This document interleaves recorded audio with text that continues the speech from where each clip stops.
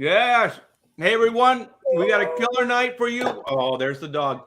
We got a killer night planned for you. We got a professionals. We are going to get into, it's going to be actually Graham's topic inspired me to do this, where it was a few weeks ago, I guess, where we did a just thankful, like things that we're thankful for. And so what we're going to do tonight is we're going to do, it's kind of the same thing, but it's people that have helped us along the way. So for every one of us, I mean, I think most people are like this. There are people that never get thanked, never get any spotlight, never get any attention, that have helped you massively to get to where you are today. Not just, in comics, but just in life in general. So what we're going to do tonight is we're going to put the spotlight on those people, those unsung heroes behind the scenes that have helped us all get to where we are today. And I think it'll be interesting because I think a lot of these names that we're going to be talking about, and these people, I think everybody in the chat will know. So I think it will help to let everybody know. I don't know what the comics industry is like this anymore, but in the past, man, it was really, everybody helped each other out with information, just about everything. And so I think people are a little bit more tight-lipped these days, but in the old days, man, everybody helped everybody. So if there was a new artist, somebody saw at a convention, they said, hey, check this guy out. From what I hear, people like Terry Austin helped get a lot of people going, at Marvel, just bringing a lot of new talent to editors' attention. So I want to get into that. That will be our topic. So let's just say hi to everybody. So we have Andy, First Man Smith. Hello. It's been a whole week. I know. Actually, no. Well, wait. Yeah, because you weren't on Monday night, were you, on the Kings? Or did you come on finally? I don't remember. I was there the whole show. Yeah, that's what I thought. So it hasn't been a week. It's only been a few days. No, I mean, since the last Professionals. Jeez. Oh, well, I know Okay, that. can we spend more time talking about something less interesting? Okay. We can talk about your hat. Oh, shit. Hey, newsflash. It's always a week. It's always been a week. Yes. It's always been a week. It's always been a week. Well, sometimes we skip a week, for various reasons. So you're doing good, Andy? Everything's good? I am, Art. I think you should just bounce these smart asses to the back room as we chat. Yeah, I'm falling asleep, so you might as well. Wake me up when it's my turn. Oh, damn. Oh! I think officially this is our first bounce. The cracks are starting to form in the Professionals. Hey, Aaron, you can come back if you can behave yourself. You give this guy a Stetson hat, and it just goes to his head. What? If What happened? Aaron could pull up his little cannonball to the gut, he would do that right now. But he can't because it's not his channel. I know. I would, though. Yes. So Graham, how you been, man? It's been a week. Enough with the personal questions. The personal questions make Graham nervous. He doesn't like them. These deep cuts are just killing me. Nah, I'm doing great. I just got done eating a chocolate covered devil dog. What? You haven't lived till you've eaten a chocolate covered devil dog. What is that? Is that a hot dog? Are you kidding me? No. Devil dogs. Remember we were talking about it's like a tasty cake. I've never heard of that. A chocolate covered devil dog is it's a devil's food cake with cream in the middle, and then they dipped it in chocolate this time. Who makes this wonderful concoction? Drake's. I'm riveted. Is that like a taking notes? Is that like a Susie Q? I am taking notes. Well, that's another brand. It's another brand. Oh, okay. It's a different shape, but it's like isn't it like a Suzy Q just dipped in chocolate though? Sounds like a ho-ho. Yeah, it's a ho-ho. Yeah. No, not really. No. Billy knows what a devil dog is. Differently. See, this is an East Coast thing. I don't have Drake's out here, so I gotta. Maybe I have to order some. Yeah, I Yeah, we have ordered that it. delicious $4.50 gas. So It's a camel dong that Graham ate. Oh my gosh, my wife Shelly Hey. just spent $70 filling up her car, not her truck, her car. I know. I saw the tweet. Wow. Joe Biden's America, What are baby. what are you paying? What are you paying up there, Aaron, for a gallon? Well, she said it was $4.20 a gallon. Oh, Hey. we just Trump hit said it- Yeah, Yeah, well, there's that's cheaper yours. and more Mine's expensive places. $3.60. I don't know. She didn't go to a cheap place, obviously, but It's like $3.25 here. Yeah, it's less here too. But I think the speech, like Trump's speech, he said it could get $8 to $10 a gallon. in that's most- what they want. yeah. They want us to quit Yeah. driving and buy electric cars, so then we have battery waste all the time That's right. Right. They Right. want us to stay home. with Yeah, our they- masks on. Did you see that people are in New Yeah. York City today were picketing because they want mask mandates to continue? Dude, they were doing that at a college, Really? I think, in Wait, was Oklahoma. that the Cobra and Cobra Commander? Because that's like part of their get-up. Were ninjas there too? I'm serious. They were chanting in this nursery shrine. It was the most cultist thing I've ever seen in my life. But Who dude, would they were want to doing that. continue wearing masks? S&M They- folks. They were doing that at a college. Students at a college were doing that, saying, "Bring the mask mandates back." You guys, did you see the Wheel of Fortune feather in a cap thing? No. No. Oh, you guys, it was like clearly a feather in your cap, and they couldn't get cap right. Like it went around, and they were like map, lap. Like nobody got it until the last guy, and he's like, cap. You know, like it was sad, and it made me feel like idiocracy is 1000% right now. Yep. You know. Well, if you indeed have people in New York City protesting to keep their masks, and it's not a joke, that is absolutely ass backwards. Well, you know what, gents? We live in a country where a guy went out on the Santa Monica Pier with a microphone and a picture of Steven Spielberg in front of the sick Triceratops. Yeah. The sick Triceratops, and he's kneeling down in front of it. And the guy asked him if they think that it's proper that people hunt Triceratops. And these girls on the pier are like, that's terrible. You know, they're an endangered species. You know, they shouldn't be hunting Triceratops. You know, I mean, Is this on couldn't believe YouTube? I I did. gotta see this. Is that the one? Did they Yeah. superimpose like a rifle in Steven Spielberg's hand too, like he had shot the they might have. the dino? Yeah. I think They might did. have put a rifle in his hand. Yeah, it's absolutely absurd. People are really gullible. Yeah. Hey, we got Billy back. Triceratops. Let's see if Bringing Billy- Billy back. Tucci, he's back. What's up, guys? So- There he better? is. Room. He changed Yeah. rooms. Well, honestly, your video was fine before.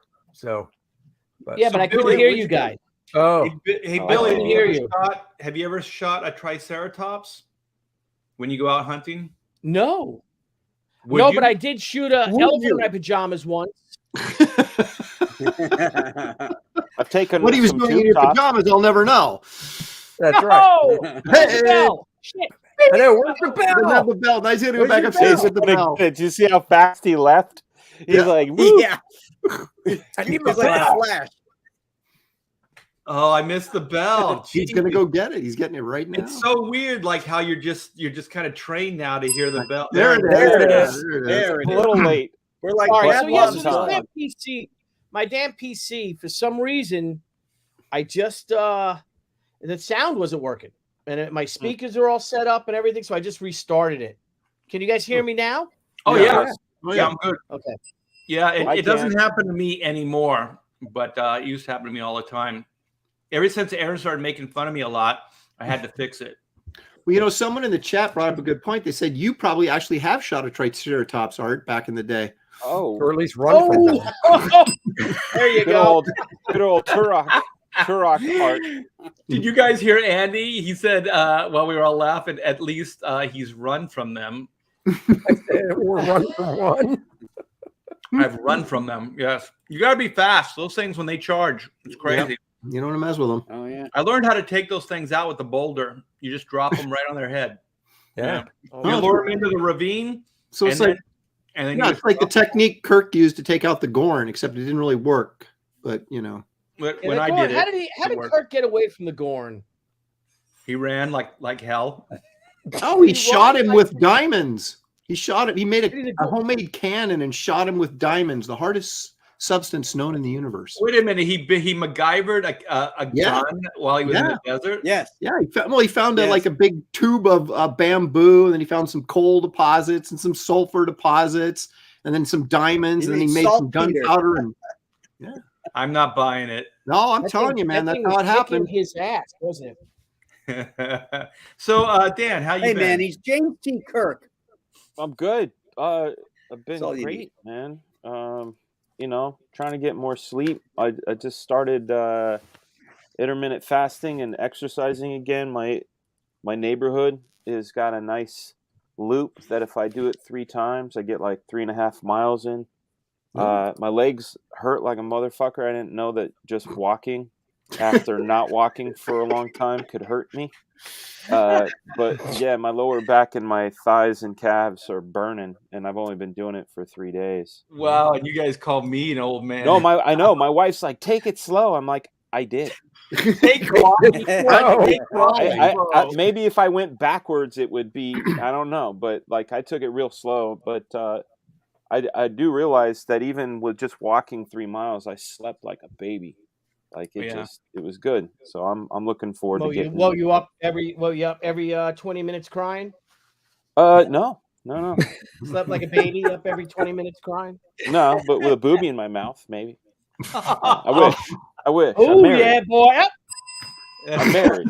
Bang. Hey, Dan, remember Corona, all the hills where we used to live? Yes. Yeah, I would walk those hills backwards because those were a bitch, man. Oh yeah. That's So if why you you got walk- such a fine ass, Art. Whoa, hey now. Yes, Maybe we all should drop out and let you two talk. Yeah. We were just talking about sweet cakes, weren't we? Oh, that's true. Oh, hey. All right. Well, how's Billy Tucci doing? You He's said- just over me. For Aaron. Aaron just went, hey. Aaron lost his privilege. Hell yeah, Matt Cisco. I've still got my white privilege, though. I'm gonna hang Well, as on long to as that. you have that, you'll Yeah, always that's be. whether you like it or not. That's right. You like it or not. Yeah. So Billy's doing good. He hasn't killed anything in the last 24 hours. So No, I haven't. Yeah, I have to. And then this weekend I can't hunt. I've been busy fulfilling, man. We just, man, I got probably another 75 boxes at the post that are going out tomorrow morning now. So pretty cool. Pretty cool. Way to go. You know, it's so fulfilling. Duh. No pun intended. It's so rewarding, fulfilling and then we're going to push back, the next campaign. It might go early April, like the first week in April. I'm not sure because I'd like to have this new book that Sakura done by the time I launch. That's my goal is actually to have it at least all the line work done. And we got 30 pages of it colored already. It looks gorgeous. Wow. you have 30 so, pages with color and everything. Yep. Wow. Of Wow. 54 Look at pages you of go. story. Yeah, I'm shit. on page 42 right now. 42, 43. It's a double page spread. So I'm on Right, that you're right fast now. before Aaron. And so if that's the goal. If I can put these books together and have them done by the time I launch, I want to get 4. I want to launch 3 books a year and fulfill 4 minimum. And not start another campaign until the previous one finishes. Like fulfillment and everything. That's our goal. Well, Billy, we're a little old school crowdfunding. Do you remember that used to be kind of the norm where you would actually have the book close to being finished or finished before you even go with the campaign. I think I kind of like both. I like the idea of like the way a lot of us are doing it now, where basically getting producers. We're funding the project before we actually create it, and then we're using the funds that we're able to get from our producers to make our film or make our comic or that type of thing. And I think it's absolutely it's fantastic. I like it, but I think I am going to try to get more done up front with my next project. I thought I had a lot done, but man, the process with everything takes a long time, because I had the whole like black and white, all 64 pages are laid out. Like there's visual, layouts, and they're pretty tight. And then all the dialogue is done, everything. So, but just the drawing and inking, it's, you don't want to let it go, man. You stay on it until it's absolutely what you want. Well, my goal is to launch 2 new She graphic novels a year, and then an omnibus edition, and then another new property. So we'll launch after the She Sakura book that I'm working on now. We're gonna launch the Zombie Sama 2, right? And then after get that, Zombie Sama 2 is done. It's completely done. It's not finished being lettered yet, and that book's not launching until June. Oh, wow. For late May or June, and then August we're going to launch our omnibus and get that sucker, and that will be the Return of the Warrior omnibus, more recent stuff. And then after that, we're going to do, for November, we'll launch She Gatecrasher. And that's a book I want to talk to all you guys about, because I'd love for you all to play a small role in it, or your characters at the very least. Ooh, that'd be awesome. And it's going to be the Destroy All Monsters of Independent Comics. But I saw Southern Cecil. Thank you for ordering the book, Southern Cecil. That shipped out. And I saw someone else today. Somebody else. Oh, dude, Crypto Fashion ordered a book. I love their shirts and all. So I was boxing stuff up today, and I'm like, wait, Crypto Fashions. So I'm like, thank you, love your shirts. So hopefully we get some Crypto Fashion shirts or something. Well, as far as the monster thing, Graham's got a couple of those that he can throw your way. Yeah, I do want to talk to you, Graham, about the beanies too. I'd like to do Tucci Trooper beanies. Oh. My wife calls them toboggans. You guys call them toboggans? What? There's other names. Where's my book, Billy? Beanies or skull caps. Skull caps. All right, well let's get into this, man. So Andy is always first because he is the first man. So we're going to put a spotlight on people that have helped us get to the place we are now, and I think this will be a lot of fun. So all of us have been doing this for a while, so there should be a pretty good roster of names that we can throw out. So I did have a question. How should we do it? Because I mean, a lot of times when we go around, we do one item and kind of give a little anecdote about the one item. But it's like, I feel like there's stages of our careers where it's a lot of people. Yeah. I won't say it takes a village. Exactly. That's say that. I was going to name it. I will not say that. I won't say that. It takes a village. Oh, we could do what? Boy, you don't break that rule on Ethan's channel, but on Arch, you just let it fly. Hey, this is a prop gun. It is not real. Okay. Until it goes off one of these shows. It's not real. Yeah, that's what they told Alec Baldwin too. Nobody sells a real gun for $60. Real? Hey, sometimes you sleep. Sometimes it's not for days. Anybody want to see my not real 22 Magnum? Hey. Pointed at Aaron. Not real. All right. Obviously. Sorry. Thanks for specifying, Art. Yeah. Oh my gosh. Billy's You're going to have a gunfight at the OK Corral.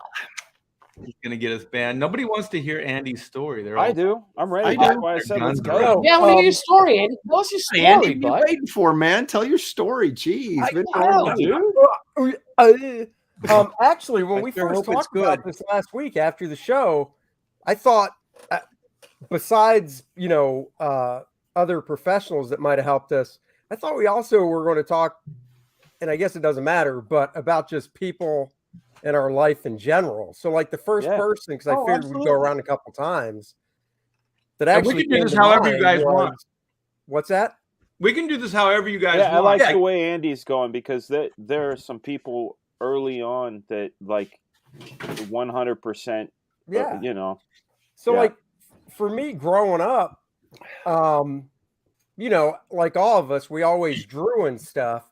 And my best friend that I met, and we're still good friends and all that, best man at my wedding, his name's Alan. And, you know, we met when we were in 3rd grade. We both loved comics. I was drawing, and he would actually push me and kind of give me like little assignments and stuff like, oh, you should draw this. And be like, oh, that's a good idea. Because even to this day, I'm always, it's easier for me when somebody's like, you know, do this, or there's some deadline that I know I have to meet. And there was a time there in high school where like weekly he'd be like, okay, draw this. And then I'd do it. And even though he didn't really like have an eye for it to be able to critique it, because he wasn't into art at all, you know, he was still into comics. We would before we could drive, we would jump on our bikes and ride like 3 or 4 miles to a local old bookshop that sold comics and stuff. And hang on, I want to play a little Liberace background music, okay, for this? You son of a bitch. That's because you read something in the chat. I read that, and Dino, I see that.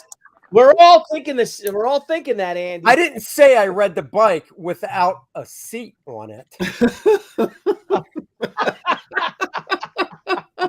That's what Pete Buttigieg does. Oh, no. So he would just, you know, kind of help me out and be there for the times when you get down on yourself because, you know, you're not at a professional level and, you know, you might just be like, forget it. This is crap. I'm never going to do it or whatever. And you just have that person in your corner. I mean, it's easy to say your parents, and I believe all of us would definitely say our parents fostered it. I wouldn't. So that's okay. Well, I mean, my parents did. So that's why I just kind of skipped right over that. But yeah, so right out of the gate, I would have to say my best friend growing up, Alan, was a big help. And I can find music. You know, there's free background music on StreamYard that Art could actually play behind the whole show. I saw that. Did you know that, Art? No, I don't. It's an upgrade. That's too much power. No, StreamYard has a new upgrade where they've got background music that you can add to your stuff. Yep. Is that what that was right there? No, that was some fucking Zamfir. No, we can't do it. Only you can because you're the one who's handling the show. That was Zamfir. I'm sorry, finish. Like heavily impaired. Like that's bad done. Zamfir.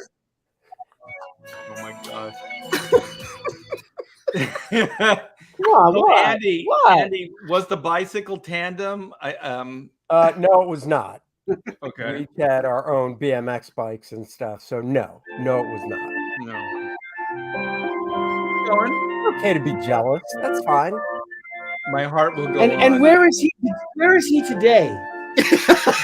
Actually, he still lives in Maryland where I grew up, and he does DJing at night. Because I actually sent him a link saying you should watch the show tonight. He's actually DJing tonight, so he'll have to watch it later. But I thought you said he was gay tonight.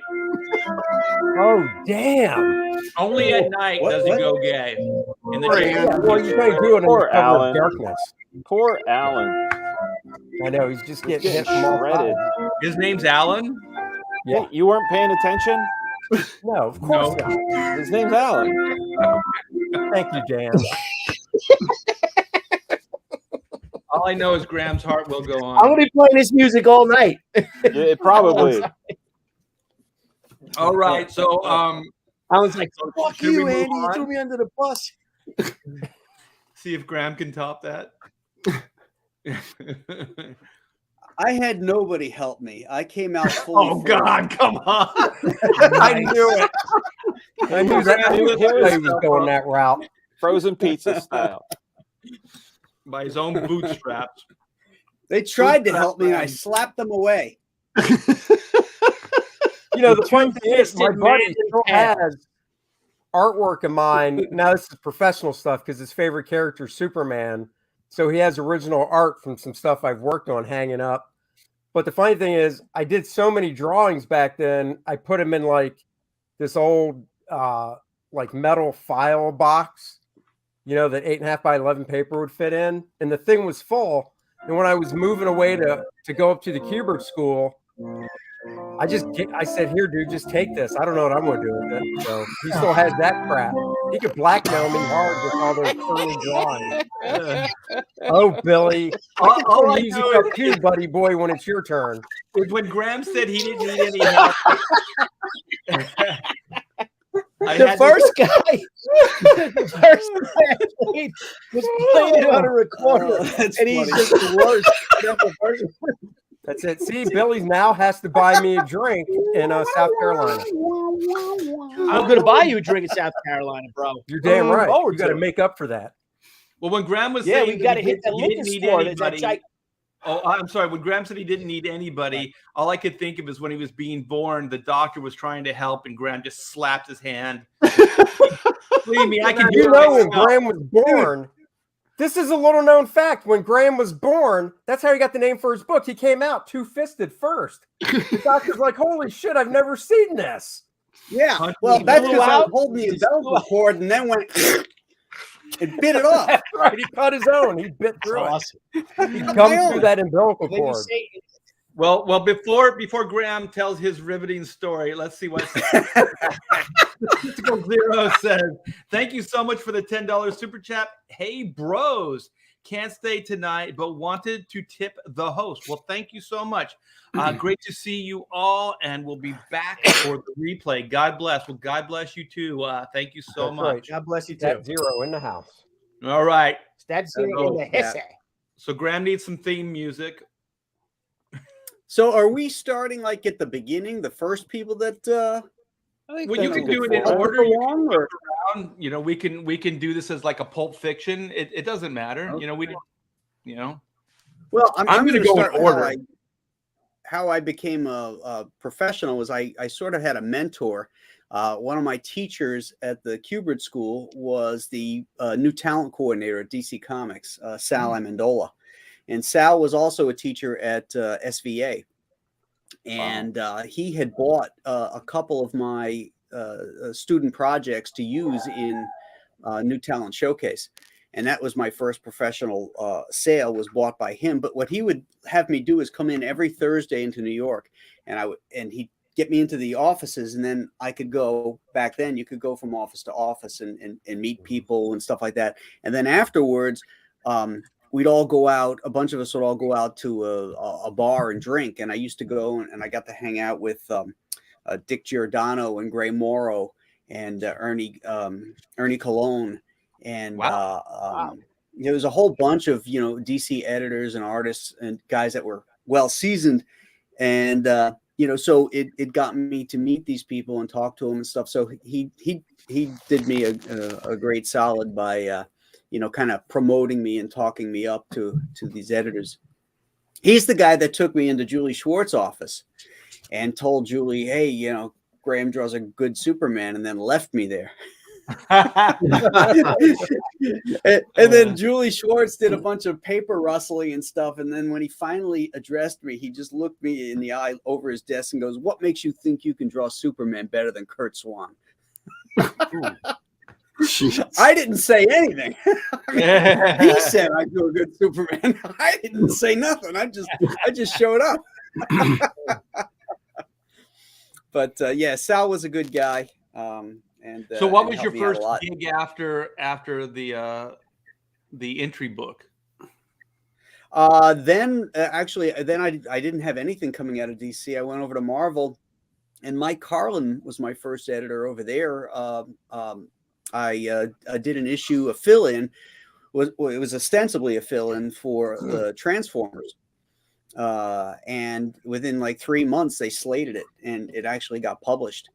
And it was amazing because, I had just gotten married. We were setting up our apartment and everything. And, when you're a freelancer, you got to take your own taxes out. And I used all the money to for the wedding and to set up and all that kind of stuff. And then when the tax bill came in, it was like $4,000. And this is 1985. Oh my gosh, that must have killed you. Oh, I was dying. And then before April 15th, I got a check from Marvel for over $5,000 for that one issue of the Transformers. Oh, it saved you. Yeah. So did you throw the Kurt out the window? That's what Kevin said.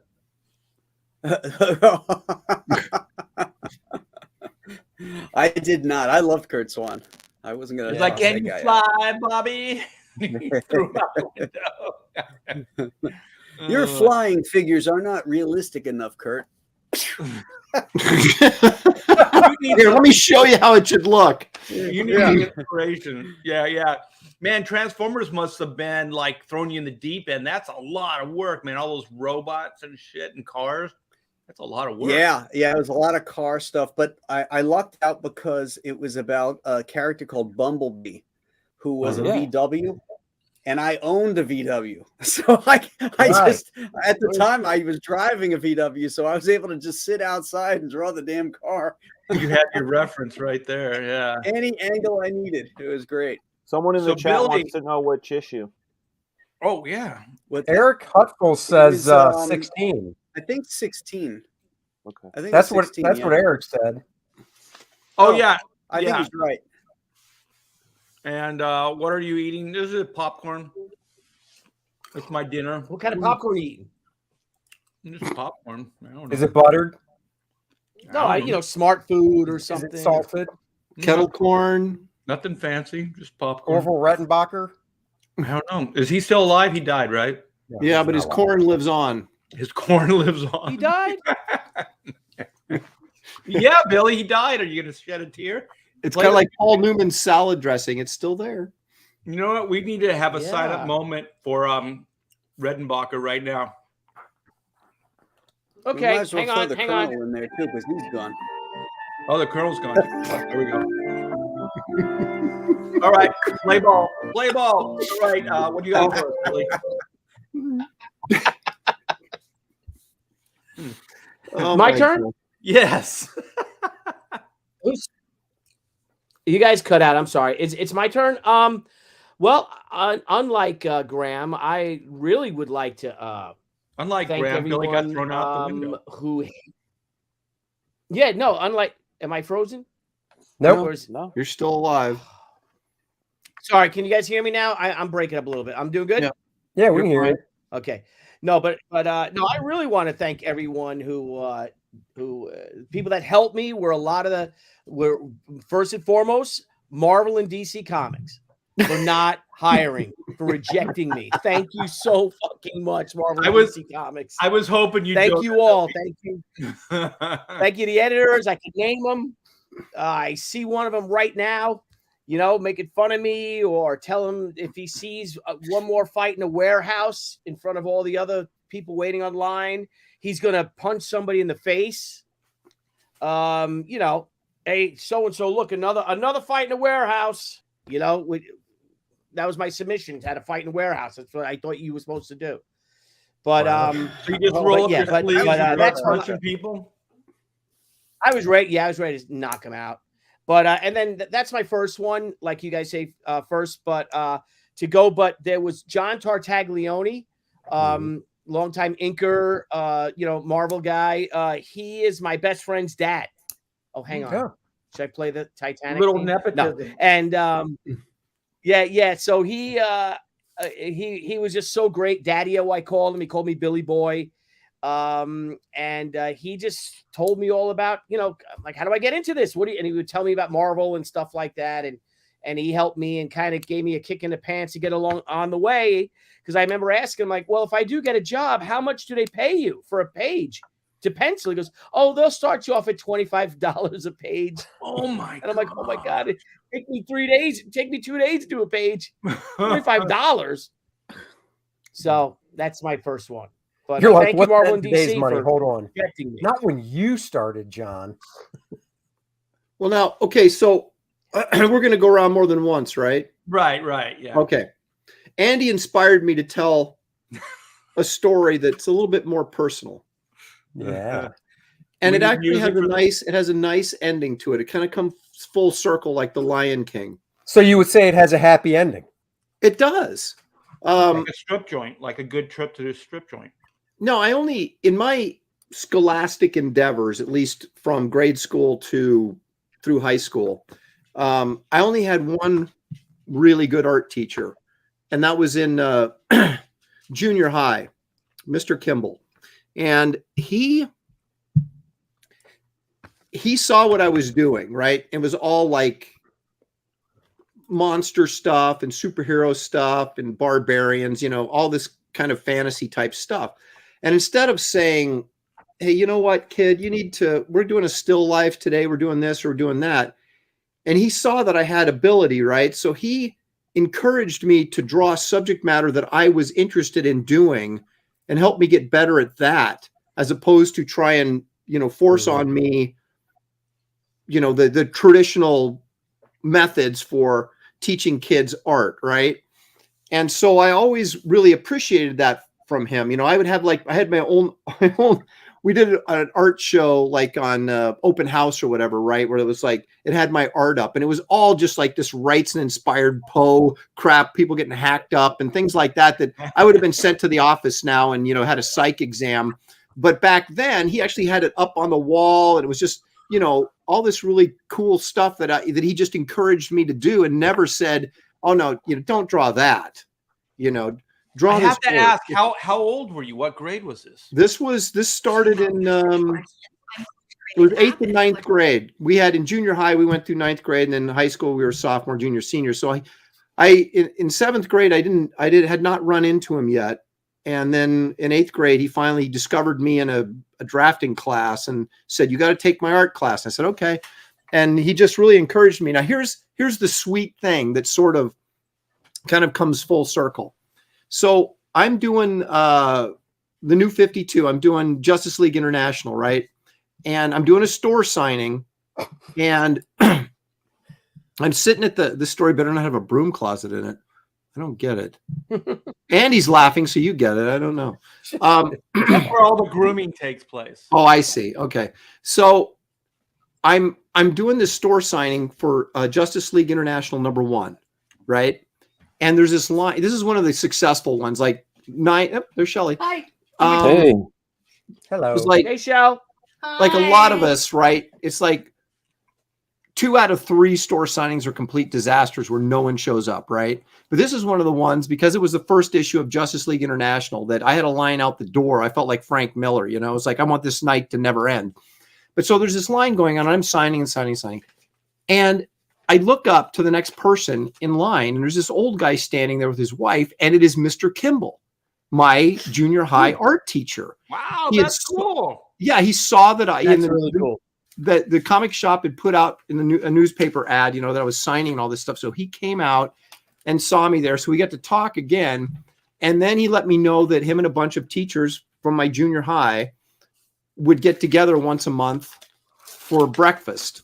And so I started going out to breakfast with all my old teachers from junior high. And now they're really old. Yeah, well, the thing is, as soon as the COVID crap hit, they quit doing it, right? So I haven't seen these guys in 2 years, but it was a regular occurrence, and it was really kind of fun to kind of, hang out with these old guys that were teachers of mine. A lot of them were art teachers, and they were really interested in what I was doing, so I could talk about my career and, different things I would do. And then they were asking me advice about things, art related, which was totally funny because, they were my instructors when I was in junior high. So, Well, there you go. Did you that's for one of those dinners?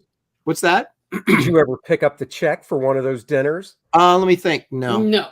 No. Paid for myself. Well, just think about this. Man, didn't even pay for Mr. Kimball once? I may have once or twice, Well, as a teacher, Here's that's random the again. ultimate success story, right? If one of your students goes out, and makes a living for himself with art, that's pretty cool, Yeah. So how about you, Dan? Unfortunately, Mr. Kimball's dream was to be a famous comic book artist, and he never made it. Oh, man. Yeah. So he was Aaron. living vicariously through you, Aaron. He's like, tell me more. What's DC really like? Tell me more. Can I borrow these sample pages? And then he got work. That's right. Mr. So now my 80-year-old art teacher in junior high is working for Marvel, and I can't get a phone call from him. So nor do you want a phone I was call. gonna say, we're so heartbroken. Well, how about you, Frigaboom? What do you got, man? Well, I'm gonna take a cue from Andy a bit. When I was younger, I moved schools a lot. I went to a Christian school, and then the elementary school I went to got torn down, so I had to move from that school, and then I moved in with my mom and went to 2 different junior highs. So back around a lot of school. One of the things that kept me busy, obviously, like a lot of us, comics, and the first thing that I wanted to do is I wanted to be able to call up that feeling I got on command from looking at a comic and getting excited by it. So I wanted to learn how to draw, and end up meeting other people that like to draw as well. And I remember, at a couple of my schools, I would always enter art contests and stuff and come in second place or honorable mention, trying to draw the logo for the yearbook and that sort of thing. Never first prize. Always a bridesmaid, And then when I went and moved in with my mom, I moved to a different junior high, and I met a bunch of other kids that drew. Mike Gomez, Sean Pica, these guys that knew just as much about comics as I did, and they knew more about some, and I knew more about some, and there was this sort of spirit of competition of trying to be better than one another. So I'm really thankful for them for pushing all of us, each other, to want to be better. My friend Jason Wheat, he drew the best ninja action sequences I'd ever seen in my life. What's up, Canlin? Mike Gomez drew awesome superheroes. Pica had like a really cool style thing. Then we went to high school thinking we were hot shit. And then there were these 2 seniors, Don Stutrud, who drew kind of like Frazetta, and Toby Calhoun, who drew a lot like Byrne. And they cleaned our clocks, they were seniors. Toby Calhoun. That That's a name I'm going to use. Yeah, That's a he's good a really name. cool guy. Yeah, That's a I good still have name. some of the art from those guys. Like every now and then I find the one that Don Stutrud had done. He gave up because he just wanted to do construction, but and now he's a contractor living in Southern California, making $4 million a year. Probably. Houses don't build themselves, right? But then the one guy outside of family, my grandfather and stuff. There was one guy who is still around, still my friend. Did a lot of the photography for the grave. A guy I met when I was 14, a guy named Fred Jackson. He's like my mom's age, and he and his wife, they're into like Miles Davis and koi ponds and craft beer, like just and they still go for hikes, in Northern California and have like a hiking group. But he used to run a silk screening company. I was trying to find work as an artist, and I was taking a silk screening class in high school. So I thought I knew how to do silk screening, but it was like ancient technology that we were using, and they were actually using emulsion. But I digress. Fred is impressed that I have a sort of cursory knowledge of comics, but he's got like, because he was born in I think 48 or 49. Wow, yeah. He just turned 75. I know he's a little older than my mom would be, but he told me that he had this comics club called American Fun, and what they had done was they got a bunch of us crazy comic fans together, mostly adults, but I was like the one kid that came in, and we would pool our money and go through the Diamond or Capitol catalog and put in an order, and it was enough money that we appeared like a store. So we got all of our comics at 50% off. Yeah. Nice. So I had doubled the amount of comics I had, but by hanging out with those guys, like hanging out with you old ass guys, I learned a lot from them about stuff I didn't know.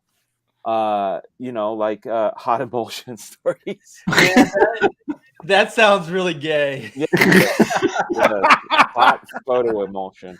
Metatron cube comes through in the pinch. So these guys were telling me about artists I'd never heard of. I didn't know who Jack Kirby was. They're the one that told me about Kirby. These are the guys, because I'm in high school. It's Mark Silvestri, it's Frank Miller, it's John Byrne. Like, I don't know Kirby, I don't know Buscema, I don't know Gil Kane. These guys introduced me to that.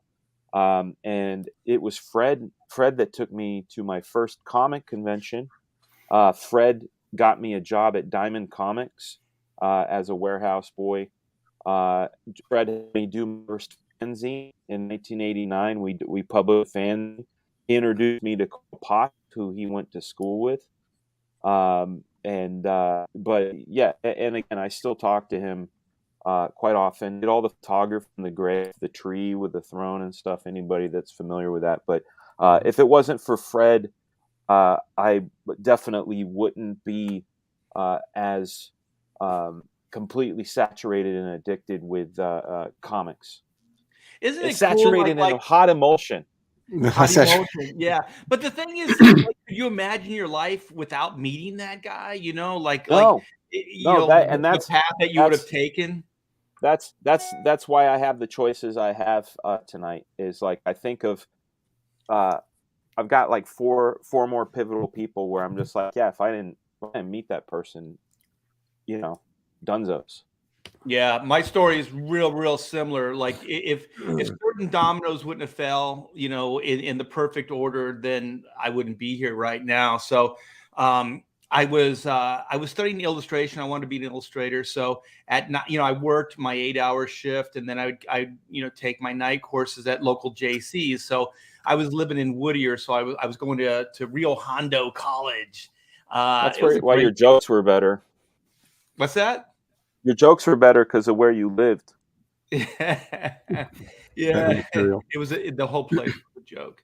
But yeah. So I'm studying. I'm in. God, I wish I could remember this teacher's name. What was your teacher's name, Aaron? Mr. Kimball. Okay, let's just say his name was Mr. Kimball. Give him double credit tonight. Give him double credit. Okay, so I'm in Mr. Kimball's class, and so everything I'm drawing, everything I'm turning in. Also in my life drawing classes, that was an illustration class, and then I had life drawing. So the teachers, it was a tight campus, man. So all the teachers knew each other and they talked, and so they were. Because both teachers said similar things to me. So I know that they either had the same observations, which could have happened, but I think they were talking to each other. And so the one teacher said, everything you draw is heightened. It's like, it's like you're looking at the model or you're looking at the photographs that you're drawing or whatever, but everything's heightened. It's not quite real looking, right?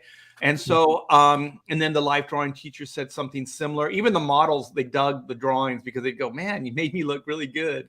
That's funny. I had the same problem. When I was taking painting classes, we'd get these really kind of horrific looking models, and I would like idealize them because it's like. And my teacher came by and he's like, "Why don't you paint what you see?" I go, "Because I'm not hanging that on my wall." And he laughed and then went on. Sorry, go ahead. That's a good response. So I'm in the class and the teacher just says like, "Do you like comic books?" He just asked me a question. I said when I was a kid, I read the hell out of them. I love comic books.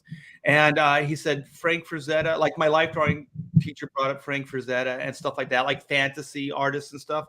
And I said yeah. And then Mr. Kimball said, "There's somebody you need to meet." And so I was like, sure. And so it's a mutual friend, Dan Frega, and his name's Brian Murray.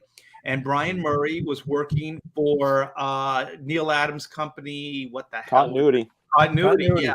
He was drawing like Megaton or whatever that character. He was doing I thought he was doing Miss Mystic for a while. I think he was doing that, but when I met him, I think he was doing that megalith or whatever the big.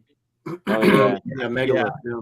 And so, he's like, give this guy a call, and so I did, and then I just became like the biggest annoyance to this guy. Like he was still living with his parents, so he wasn't like uber successful, but as far as I was concerned, he was a god, right? Like he's drawing comic books and he's got his own office, in the house and everything. So I would just hang out, man. And so any little scraps he had, he would throw my way. He's like, why don't you ink this up, and so he would give me like little lessons and things like that. And so that was kind of my introduction to comic books. So I still wasn't really career minded. I was just having a good time hanging out with a guy that drew comic books. Like I knew a professional. Like that changed everything for me because like to me, this stuff wasn't tangible. Like dreams, you couldn't dream it and then have it manifest in your life. This just doesn't happen, right? And so, when I met this guy, it was somebody I knew that was actually doing something that I wanted to do, which was just art, getting paid for it, basically. And so then, we all kind of dabbled in some illegal, herbs, and so then I ended up meeting Jim Valentino out of this whole thing, because there was kind of this Orange County thing. There was like I was Whittier, so I'm more LA County. So I would drive in, hang out with Brian, and then we'd go over and toast some hotties, with Valentino. And Valentino had an office in Santa Ana or wherever the hell it was. Like he was Garden Grove or something. Yeah, it was Garden Grove. Yeah, and he was big time. Like he had his own office. So we go up on the roof and blow some fatties, and then just come down. Wait a minute. Wow, what was their name? Wait. First off, That's what we used to call. Yeah, what was Wow. No. I know what you mean. Now I know how explain what you mean. Explain what you mean. Well, that's not really nice. You didn't have to throw their weight under the bus. Yeah, so we would call them gentlemen. Who are these overweight people? And why were you blowing them? comic book fans, dude. Yeah, You met all these guys. You met these fatties God. at the comic shop, right? You're like, hey, want to go? I'm so glad that Dan could kind of defend He's you. supposed to blow you because roll up a fatty. Roll up a fatty. Yeah, I know. Yeah, we used to say that all the time. So you were blowing some fat dudes. We're blowing some fat dudes up on the rooftop of Jim Valentino's office with Mr. Kimball and listening to some really gay pan flute music. And so so then Jim just needed some help on some issues of Normal Man. So I was there, I threw in, my help. And then the next thing I know, Jim is getting a job at Apple Comics, which was Wendy and Richard Pinney's company. And we ended up doing Myth Adventures together. And so, these are just like people that, like Brian Murray is just that guy, that the teacher and Brian Murray were these linchpins, right? Like without meeting those guys, without the teacher, kind of like, Mr. Kimball and Aaron's story, like without these guys taking that little extra step, like paying attention to you, you know what I mean? Like, like, let's see, this guy's really into this. Maybe I shouldn't teach this curriculum by the book. Maybe I can get through this guy, and make it a little bit more personalized. And that's what he did. And man, I am so thankful for Mr. Kimball and Brian Murray and Jim Valentino. So we're back to you, Andy. Nice. Wait, can we get back to the rooftop for a second? No. Graham's not finished. He's not finished down there. Don't listen to them. Don't listen to them. Go ahead, Andy. How could you not realize as that was coming out of your mouth that you should just stop and Because we reword used to that? say it all the time, but the music is Andy's music now. No. Blow some fatties.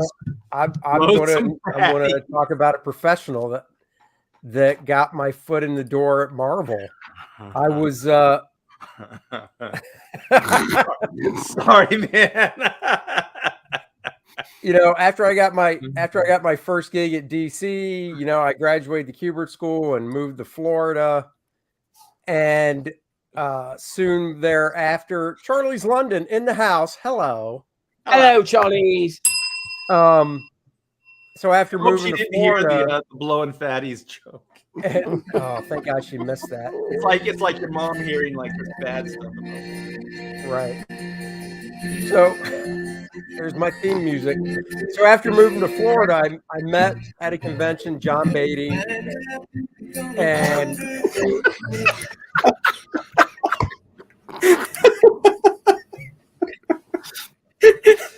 Holy shit.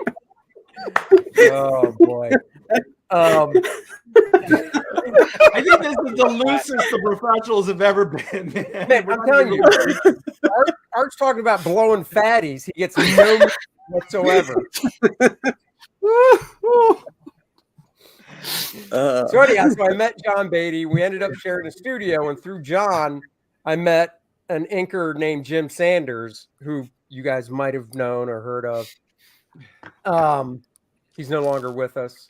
But I met Jim Sanders, and I was still working for DC, but Jim was like, if you want, I'll show your work to my editors at Marvel. And I was like, dude, that would be awesome. Well, So- let me ask you something real quick, and this is serious. So you moved to Florida before CrossGen? Well, I lived in Florida in the early 90s, then Syracuse, then back to Florida. Okay. All right. Yeah. Okay. Yeah. So, so Jim asked me if he wanted, if he offered to show my work to his editors at Marvel. And I was like, yeah, of course. I mean, I didn't have anything steady at well, the only thing I had steady at DC was the Justice League Quarterly stuff, but that was like 8-10 pages every quarter. So it's not like it was a lot of work. So Jim showed it was Craig Anderson and Mike Rockowitz my work, and Craig didn't have anything, but Mike Rockowitz needed an artist on Quasar, and that was my first monthly book. So I remember Mike. Wait a minute, your first monthly book was Quasar? Yep. That's kind of cool. I think that was Capullo's first book too, wasn't it? I mean, he did, his first monthly stuff. Yeah, I think he did some small stuff before that for Marvel. And what was that weekly thing they were putting out? I want to say he did something in that, but Marvel Comics Presents. Yeah, he might have done something in that. But I mean, my first actual work was a Doctor Strange annual, but it never saw print. And that's the one Alfredo Acala inked. And then from there, I did Quasar. You mean buried you in? Yeah, he did. But I was fine with it because, it's I'm new in Alfredo. the business. Did you ever So get like, those okay. pages back? I Did you got ever them, get those pages back? Oh, yeah. Nice. You should show them sometime. I'd That have should to dig be. them out, You know but yeah. what? I'm reserving this for my show. Maybe I won't say it. I'm not going to say it because you guys. Okay. Graham just gave the idea. Well, if you say it here, then everybody will know we're stealing. Okay. What we should do is because I have some unpublished stuff too. We should do a show. Unpublished stuff too. We should do a show where.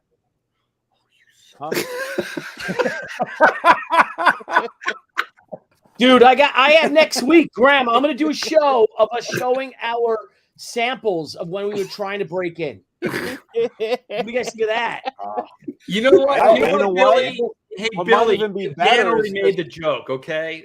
If we do that, This is the most out of control show we have done like in months. Welcome to my Maybe world.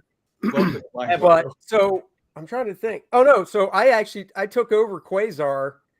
Steve Lytle was supposed to do it, and he only did, I think he did an issue and a half, and I guess it was the deadline thing. So Mike offered me the book, so I did the last half of one of Steve's issues, and then took it over for about a year. So, Oh, you were on that for a year? Wow, that's a good run. roughly a year, yeah. So. We have an audience. We have some people. So if Well, you Billy, I like that idea of the samples because I still have mine. So Yeah, I got it next week. Why not? I think that'd be a good one. Oh, I hate all of you guys. Again, I hate all of you guys. no, but Graham Art, gave that's you the different idea. from yours. it's sort of well, I guess. No, because you're talking about unpublished actual work when we were in the business. Billy's talking about samples that got us the job, got us in the business. Do you guys still have your samples? I sure I do. Xerox is, I got it. Yeah, I got I got copies. Xerox of them. Yeah. Yeah, Yeah. I don't have any. Of mine. Yeah. I don't Well, have don't any. steal that one, Art. You sort of did. So there you go. That's my second Okay. one. Well, let me get this. Thank you so much, Charlize. You did not have to do that, but I do appreciate it. Unpublished stuff, art auction. Let's go. All right. So we have witnesses. Charlie's was doing yeoman's work over on Twitter tonight. She got into a pissing match over there. Some guy was dissing on Patrick Parnell. And, Really? and I was in on it too a little bit, but Pat. Charlie's carried the heavy load dealing with these assholes, you know. Oh wow. You don't mess Yeah. with her. Yeah, she's a bright gal. Yeah, too many assholes. Okay, let me get this, and then we'll go to Graham's riveting story. I'm sure his will be the best. Thank you so much, Spirits Car, for the $4.99 super chat. Questions for wait, Art. When you read the super chat, let's play a little rooftop music. Go ahead. And blowing some fatties.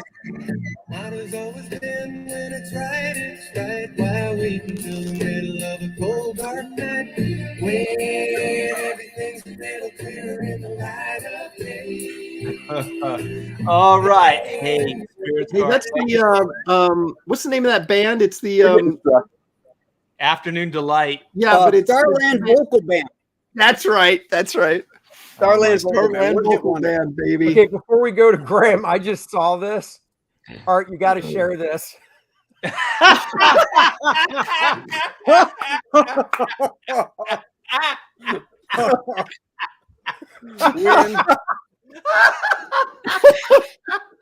Oh my god. It works so good. Oh my gosh. Hey, Andy, send that to the green room. I'm going to show my wife this later after the show. All right, I will. Oh my gosh, it is perfect. I will. Gonna get some pudding.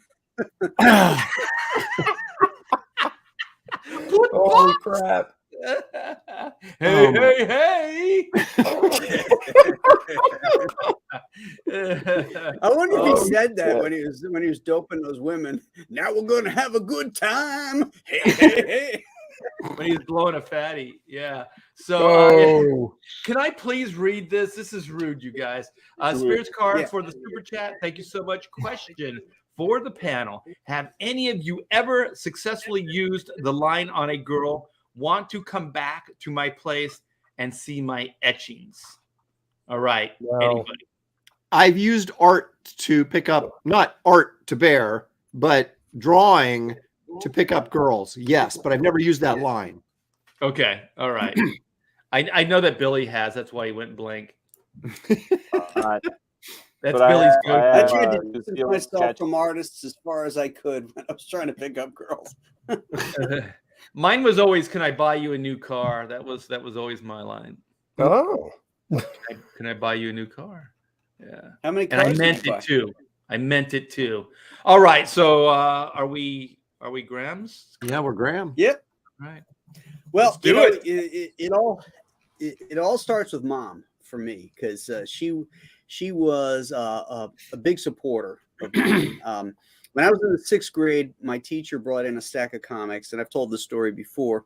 That kind of lit up my world. You know, it made me want to draw comics, and I kept copying them. And I was already artistic. I was always drawing stuff, but now I had something to draw.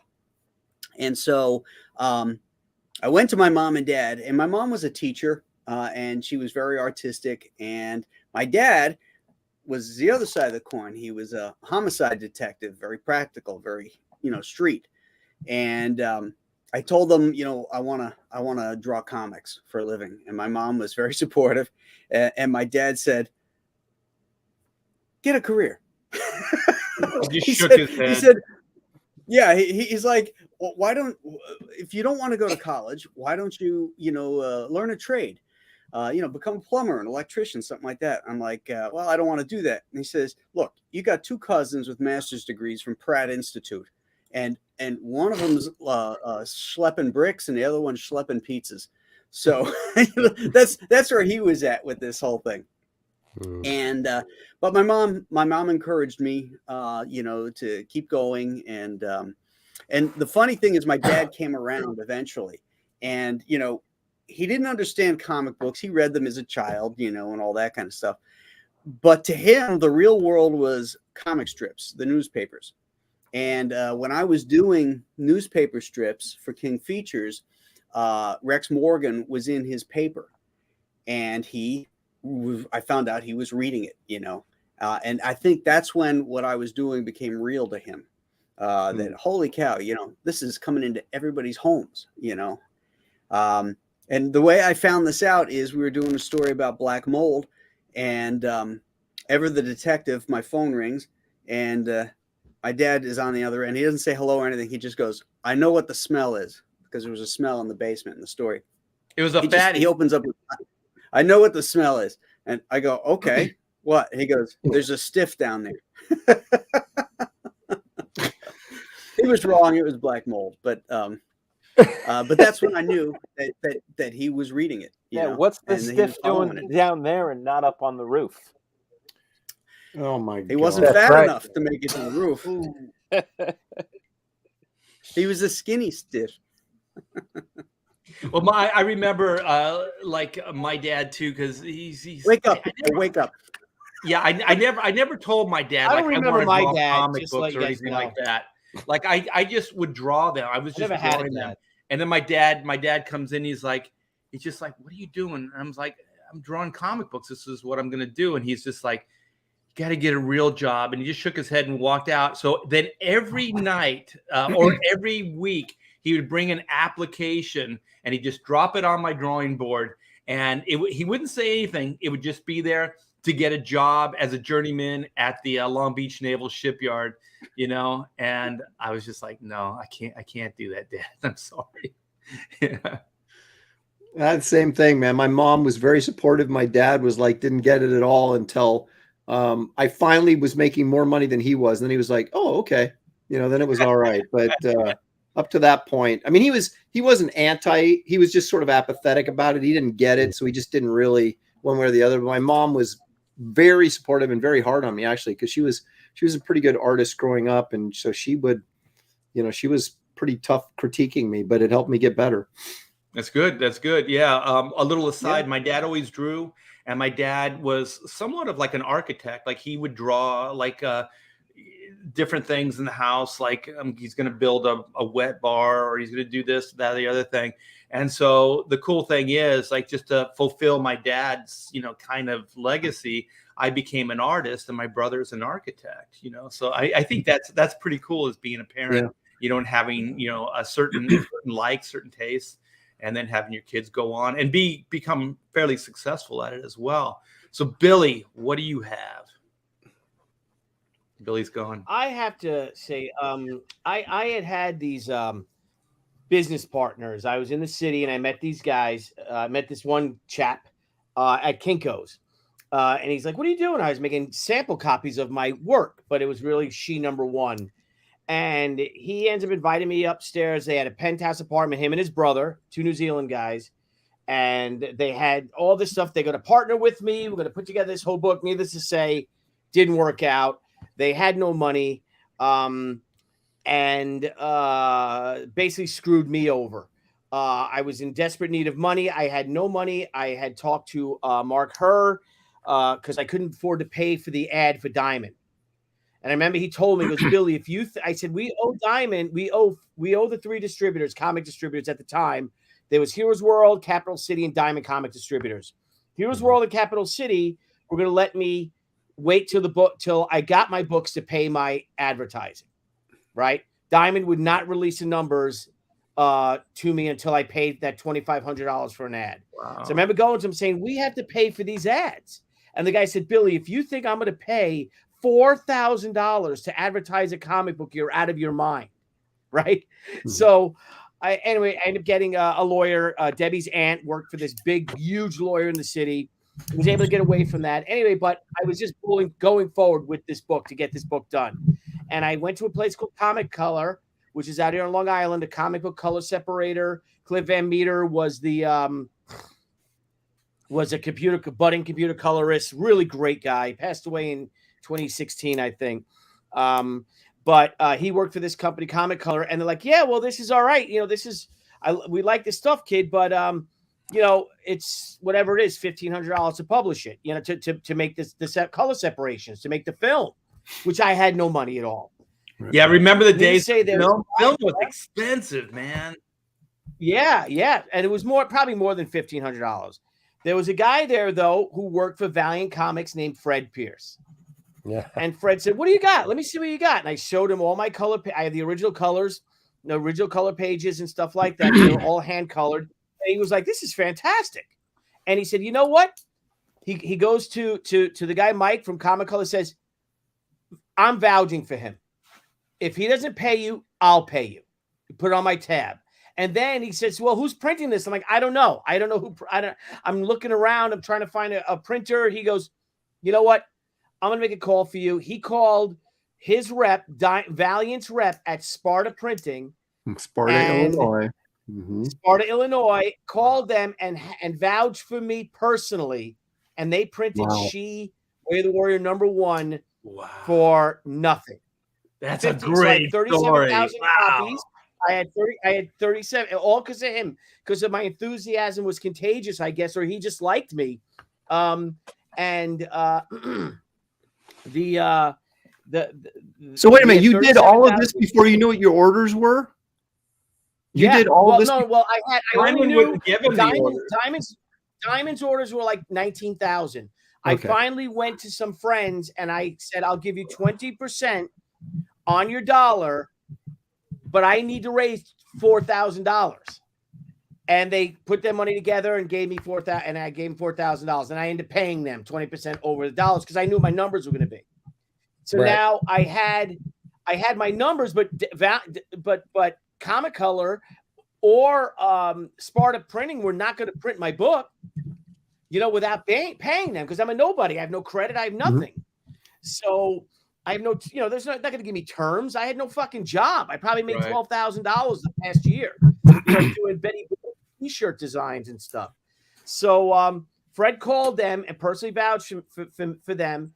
And again, I finally got my numbers back from Diamond. There were 19,000. The total numbers were 37,000 initial orders. Wow, and that's really impressive for your first book. Yeah, and I told them, I said, you know what? I said, she goes, "Okay, so we'll print 40,000. I'm like, "Can we print 50,000? She's like, "Wait a minute. You're not paying me, and I'm printing 40,000 copies of this comic for you for nothing, and you want 10,000 more?" And I said, "Yes, this book is going to sell out. I'm telling you, this book is going to be big."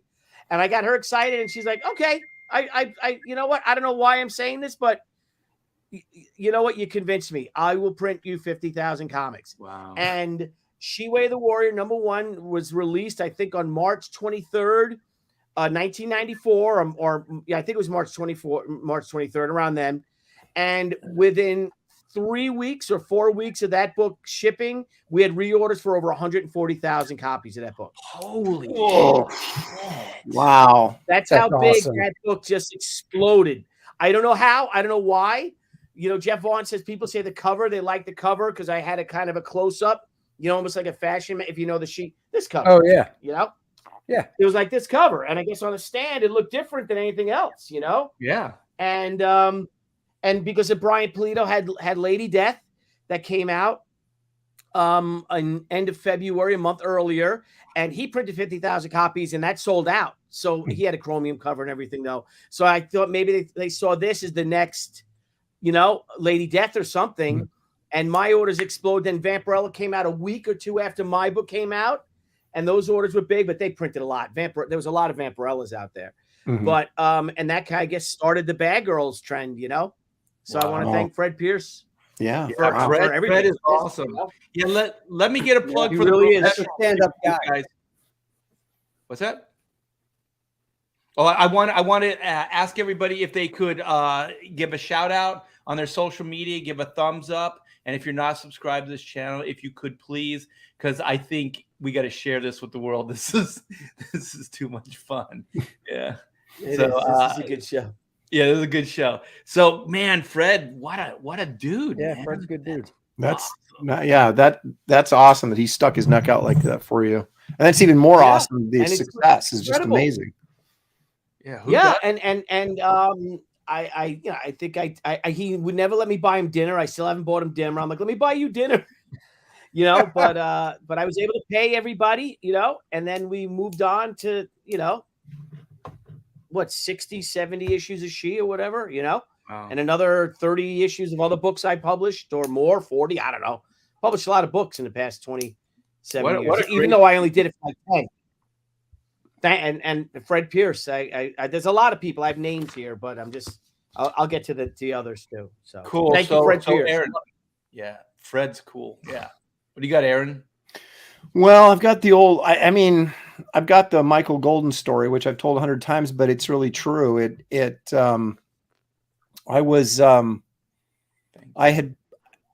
I got my first work by showing samples. Talk about overkill. I did a 22-page sample Spider-Man story.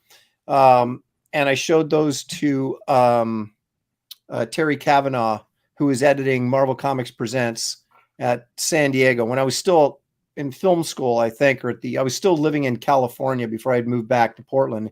And so I drove down to San Diego and showed the portfolio and everything. And after calling him multiple times and taking trips to New York and all that kind of stuff, I got my first job in Marvel Comics Presents. And then I did like a Submariner story that ended up being an inventory thing, but eventually got Ernie Chua inked it. This looked terrible. And I'm not blaming him, I'm blaming me, but that sat in a drawer for a while. And so I really wasn't getting any traction. And I finally, when they started publishing the humor stuff, I had some ideas to do, bring back Forbish Man and do some humor stuff. And I was able to get in on that with Renee Witterstatter, was the assistant. She was Craig Anderson's assistant editor, but she was in charge of that book. So she hired me to do, I was doing Forbish Man stories for her in there. And so then when I went back, and I still had to make trips back to New York, right? Back then you couldn't just like email. There was no email. Right. So every 6 months or so, I'd save my money up and I would go and fly back to New York. Well, Renee started putting me up at least a couple times, right? So I didn't have to pay for a hotel or anything. And she was tight, obviously still is, with Michael Golden. And he was the art director over at DC. So she introduced me to Michael one time, and when I was there. And I was working on the stuff, but I couldn't get any traction with any of the other editors at Marvel. And so I showed my serious, comic book samples to Michael. And of course, he was just like, okay, this is what's wrong with this. This is wrong with that. And he went through the whole 9 yards with me. And it was kind of like, it's just like the clouds opened up. And it was maybe just because it was another artist who really understood how to communicate, right, what was wrong with my work. It's one thing when an editor says, it's not dynamic enough, or it's not gritty enough. You're like, what does that even mean? But Michael would absolutely broke it down in terms that I completely understood what he was talking about. Right. Well, so let me ask you, Aaron, did you know who he was at that time? Did you know how good Michael Golden was? Okay, so that helps too, right? You're like, Michael Golden's saying this, so I should listen. Right. Well, the funny thing is, I met him when I first met him. I was sitting outside Renee's office, and I think I was coloring something,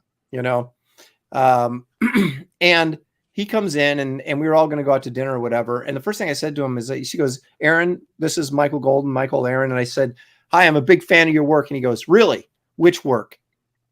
And I went, it was so taken back. It was just like stunned. I didn't know what to say. And because he was just, he was being Michael Golden. Right. And so Renee hit him and went, "Knock it off. What are you doing?" And he's like, "Oh, I'm sorry. I had a bad day," or whatever. So, but anyway, so I was like, okay, let me think. What if Michael's stuff do I really like, but anyway, so he ended up being really cool. And so he explained, I would show him stuff and he'd say, "Look at this low angle shot." He'd go, "You're only like half committed to this. It's like, if you're going to do something low angle and dynamic, then get the camera down here and make it really low angle and make it dynamic." So I started understanding what the heck he was talking about. And he was working on, I'll share this with you because I'll bring one thing here. He was working on 3. Go ahead and share that. There you go. He was working on 3 covers. I remember these. Yep. Yeah, the Detective Comics. He had 3 different covers. He was on different stages of penciling and inking. Right. He had them in his little portfolio. So we were over at the apartment, Renee's apartment, and he showed these to me, 3 of them, but this is the one that really stood out to me. And I got to see these 3 covers, this Electric City, it's part 1, 2, and 3. He had all 3 of them. And he didn't want to show me at first because he said every time he shows somebody artwork before it's published, he gets ripped off. You know, someone swipes something from him. And I said, well, you don't have to worry about me. I don't even have a job, you know? So, so he finally showed it to me. And so I got to see this cover, for example, like partial, it was half penciled, or it was half inked, right? So it was still, the pencils were complete, but he was inking it and he was only like halfway done with it. And he was explaining dynamics and stuff and what he was doing and, you know, the poses and, you know, the broader stance and the more animated looks on the characters' faces. So you're getting more of a feeling of whatever that emotion was they were trying to convey. And so he went through this whole things and he showed me some other people's work and about, you know, talked about character acting and things like that. And I was just like, whoa, you know, I was so inspired. And I was like, I was staying there like a week, right? And I think I came in the middle of the week, probably just because I got cheaper flights that way. And so I had the weekend over at Renee's. And so like her and Michael went someplace for the weekend or whatever. And I'm like, I'm just going to stay here. I'm going to do some sample pages because she had a little tiny drafting table underneath this like bunk bed. And because, you know, these tiny apartments in New York, right? In New York, yeah. And so I'm huddled underneath this little tiny drafting board. And I did 3-page samples of a story that had Wolverine and the Hulk in it. And I just made them like crazy dynamic using all the things that Golden had told me. And so I showed them and they were like, yeah, that's it. That's it. You're getting it. You're getting it. And so that Monday she took me in, Renee did, to see Danny Fingeroth, who was, they were doing like bi-weeklies on Spider-Man. Right. So,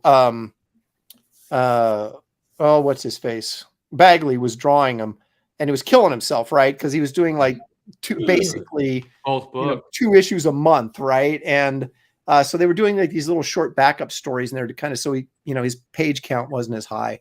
So he, you know, Fingeroth assigned me some of these, and that's where I started working at Marvel. And honestly, the first couple I turned in, he thought sucked. And he said, I just can't use you anymore. You're just, you know, and it's because of the pressure. I felt this incredible pressure, you know, that I wasn't freewheeling like I did when I did the samples, right? And so I said, no, here, let me do some more samples for you. I understand what the problem is. And so I sent him some more samples and he was like, okay, this is better. This is what I'm looking for.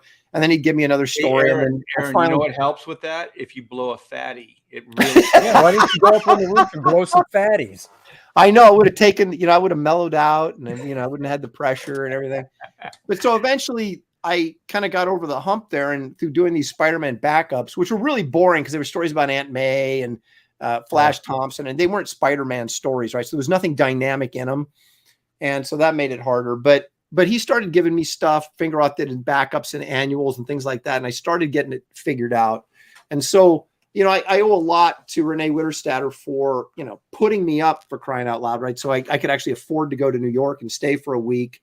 Right. And then, you know, her introducing me to Michael, and Michael, of course, you know, spreading his wisdom and, you know, and showing me stuff that he was working on that no one else could see, which he didn't have to do. And then, of course, Danny Fingeroth for taking a chance. And then after I blew it, allowing me to, you know, another opportunity to, you know, succeed, which I finally did. But yeah, so those are, in the pros anyway, those are kind of the initial people that really. Every time I see Renee at a convention or whatever, she's just so sweet, man. It's really nice. Let me get this super chat. Thank you so much, Charlie's London, for the super chat. Bedtime for me, guys. We'll catch the rest in the morning. I'm on the men now. Thank goodness. That's good. Glad to hear that, Charlie's. And watching the bros is great. Charlie. Night, and God bless DG. Yes. Good night. Good night, Charlie. Yes. Aaron, you missed the perfect opportunity when you were huddled up under that bunk bed doing the drawing. You should have swiped that Batman figure right then and there. Can you imagine? Going to Michael, he's like, "You son of a bitch! You stole my, you know." Can you imagine? But it's Spider-Man. It's like whatever character you're doing. Yeah. Michael's head would have exploded. I know, it would have been just. But the funny thing is the splash page of the story I did, this 3-page story, was the Wolverine was like, he was all hooked up to cables and stuff like that. But it was this really extreme high angle shot where he's kind of looking up, screaming in pain. But it was the perspective was just crazy. I really pushed it. And it was this incredibly dynamic looking thing that I never would have had, the idea to do it that way if Golden hadn't sort of explained what I thought I was doing, but what I really wasn't doing, Right. Well, Well, that's good. That's Sometimes good to have it takes mentors somebody like that. to verbalize it for you. Right. You know something's off. You're not quite sure, and then they verbalize it, and then boom. Yeah, and in terms that you can understand, that you can actually grab onto and go, oh my gosh, I see what you're saying. Yeah. How about you, Daniel, my brother? I'm going to continue on in a linear fashion. I brought up 2 names, Fred Jackson and Mike Gomez. Those guys, we ended up going to a lot of shows together and showing our samples and things. And I met a lot of really good, encouraging people along the way, like Mike Friedrich at Star Reach, Dave Campetti over at, I forget the name of his, Cat Ironwood over at Eclipse. Bob Schreck, Steve Saffel over at Marvel, Mark Grunwald, Jonathan Peterson, Brian Augustin, Neil Posner. These are all people that, like, when I'd show my samples, gave me a lot of really good words of advice. I also did this public access TV show called Comic Review for You, and every now and then we would do. It was live, a lot like what we're doing now, but we also did pre-tape segments, and I wanted to do one on portfolio reviews. So Fred, my buddy Fred that I told you about, took my buddy Mike and me to this convention in San Francisco called Pelicon. And the guests were Derek Robertson, Eric Larson, Art Adams, and Rob Liefeld. Which Todd story? I got a bunch of Todd stories. Do they mean the one where I skipped the line to talk to Todd? Yeah, I did. Because I wasn't there to get anything signed. I want to show him my artwork. I didn't even care for a signature. I was like, the line is for people wanting to get shit signed. I want to talk. Dan's like, he's elbowing people. You know who I am? No, I went around. I went around the back and just started talking to him over his right shoulder. Okay. So I filmed my buddy Mike getting his portfolio review, and he gets it from Eric Larson. We really wanted Art Adams. That's really what we went there for, but Art was late. Derek Robinson gave a pretty good review. We went to each artist to go over it. So we had all these different takes.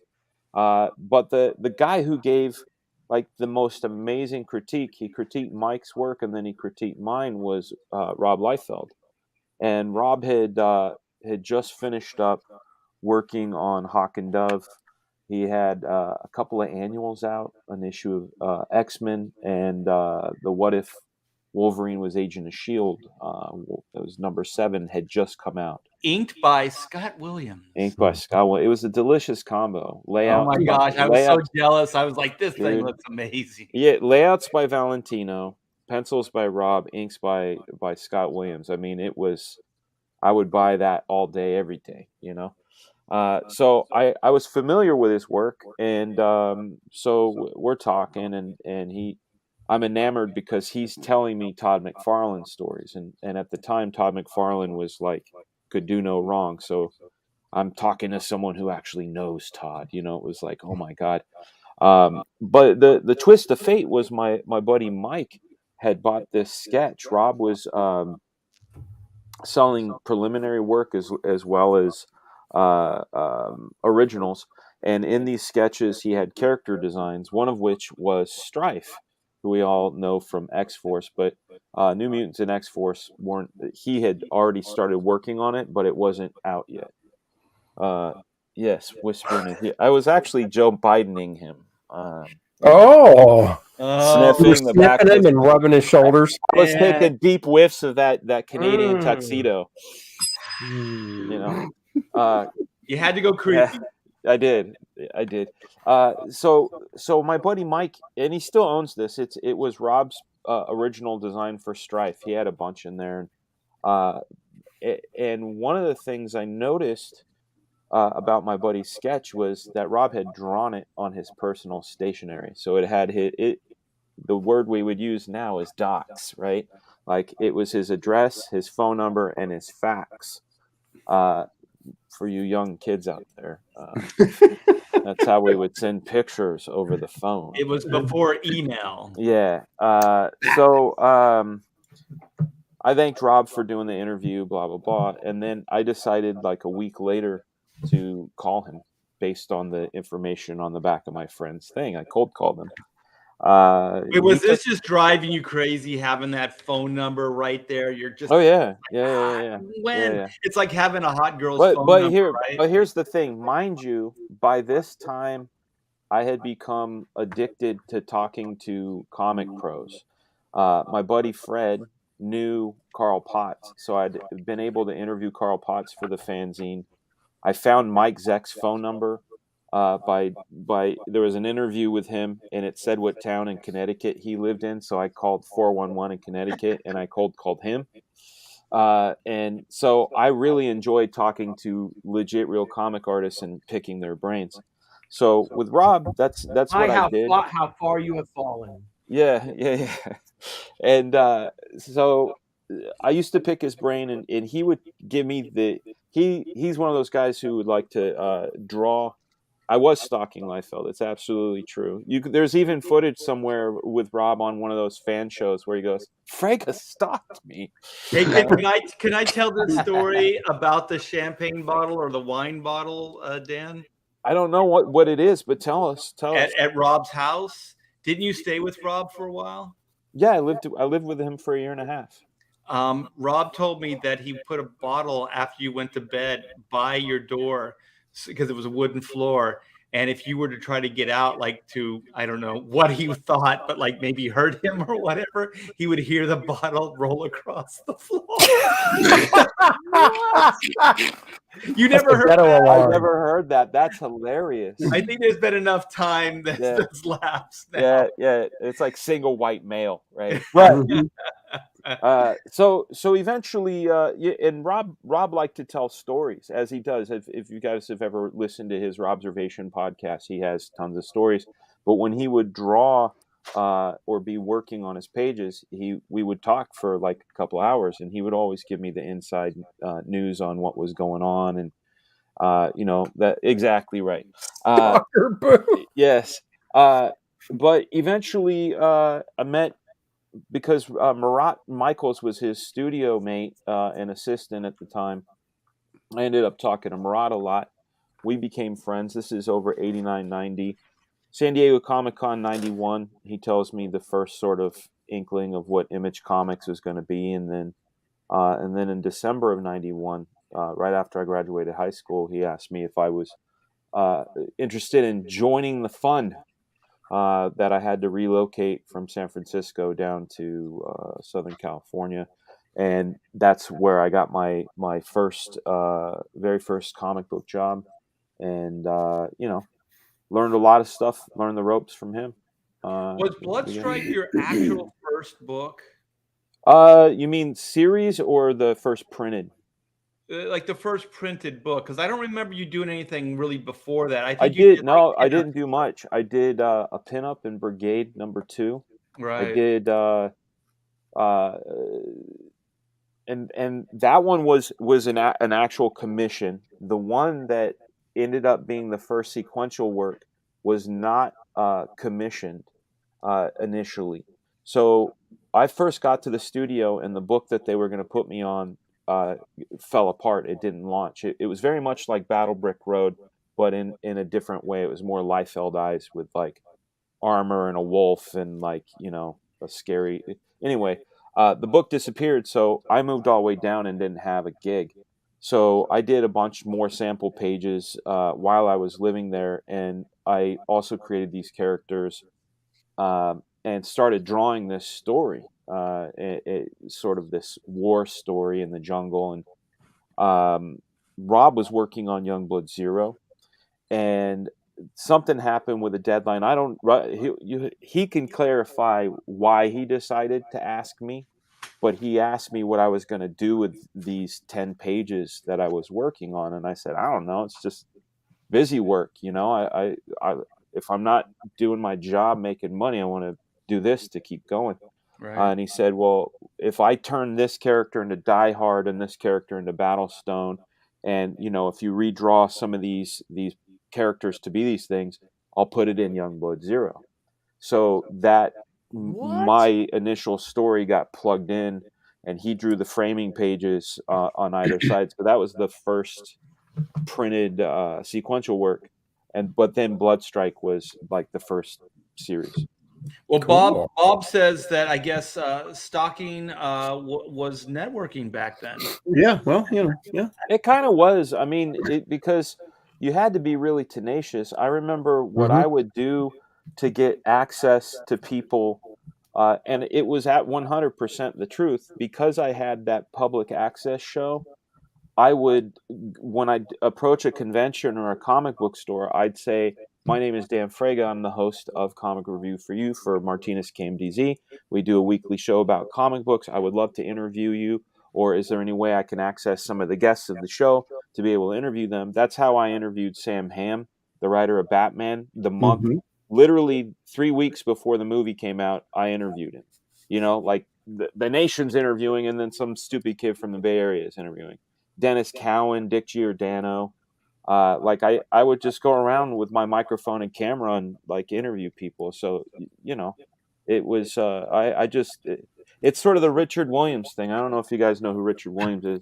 Was an animator who did Roger Rabbit, but the way he got his chops was he would just hire the people he admired. Right. So he'd go, God, Frank Thomas and Ollie Johnson are like the greatest animators of all time.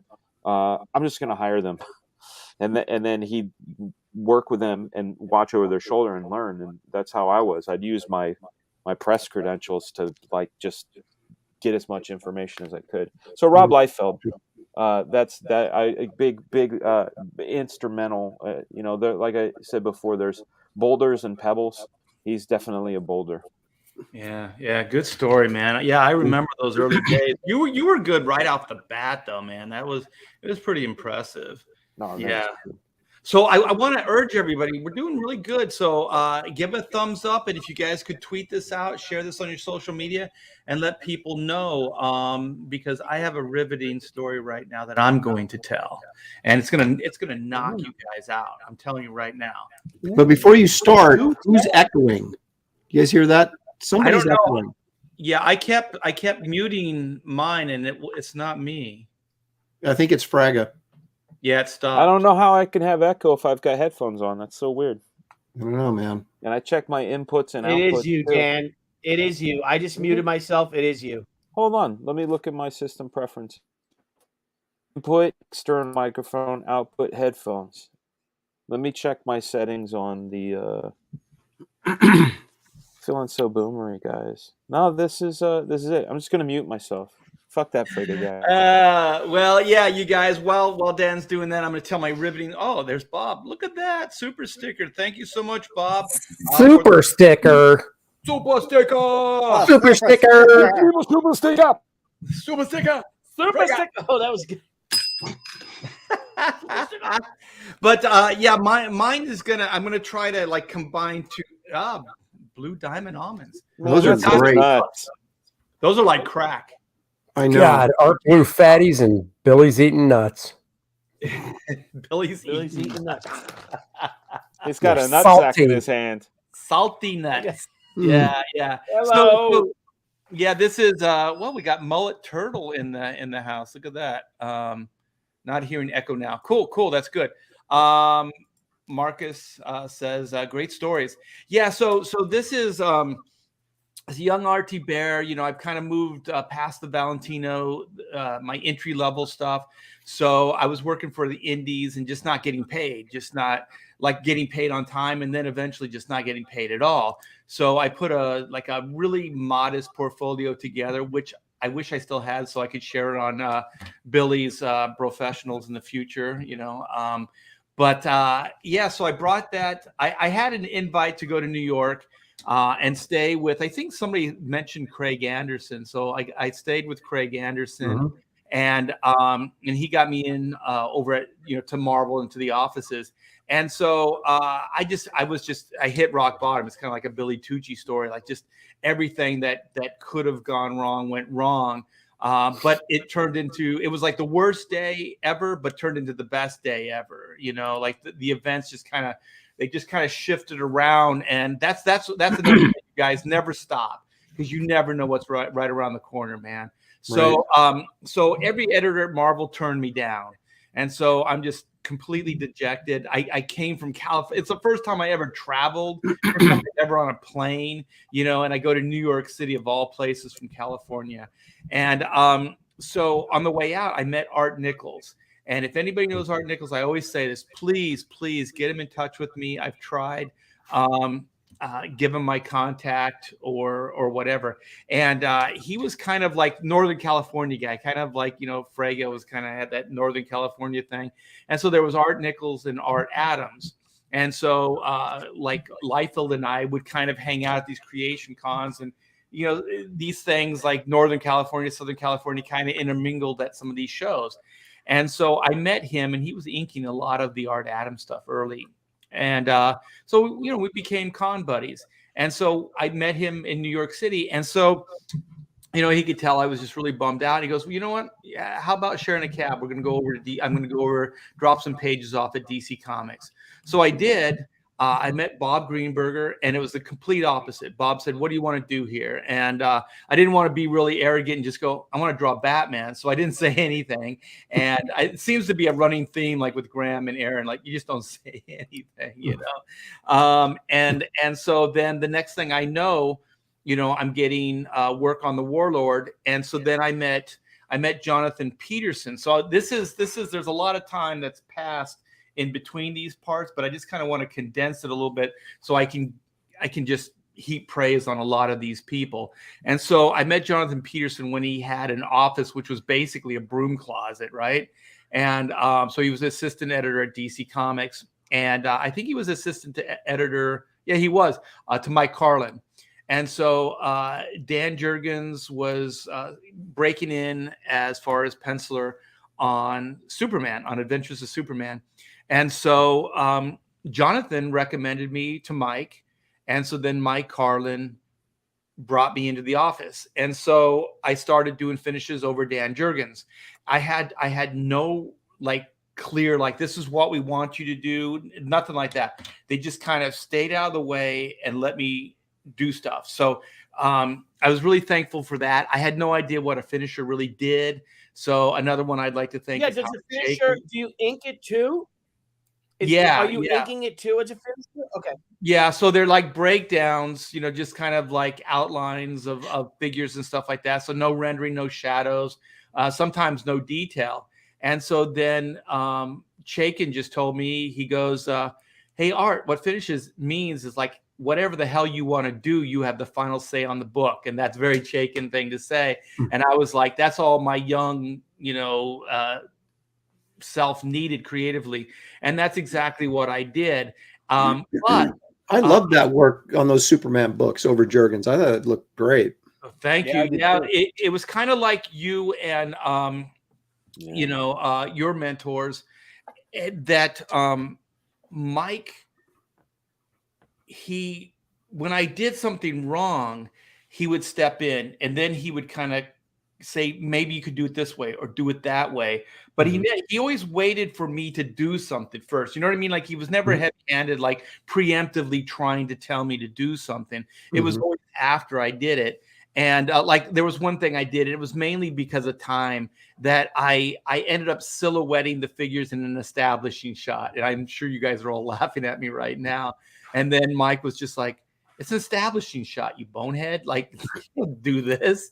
And so, he sent me the pages back, and I fixed them, and I learned from that. And I never did that again. And then, he'd tell me stuff like, it's always more effective when a character enters from the left to the right.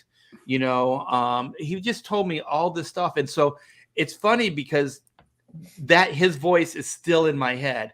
I mean, he said some stuff that was actually just, it ripped me to the core, just like he wasn't doing it because he was mean, but it was kind of like, oh shit, this really hurts, but I still remember them to this day, these lessons. And I'm so thankful that Mike actually spent time doing this. And I've talked to like you guys and other people, in CG that worked with Mike, and Mike did that with just a lot of people. Mike would just take time and actually explain this stuff to people, whether it was good or bad. I remember asking Mike when he took over as editor-in-chief at DC, and I started working for him. I came back to DC from Marvel, and we were talking about page rates, and he said, "This is the page rate." I said, "Marvel pays me more. Even when I left DC, it was more." He said, "That's all we could pay you."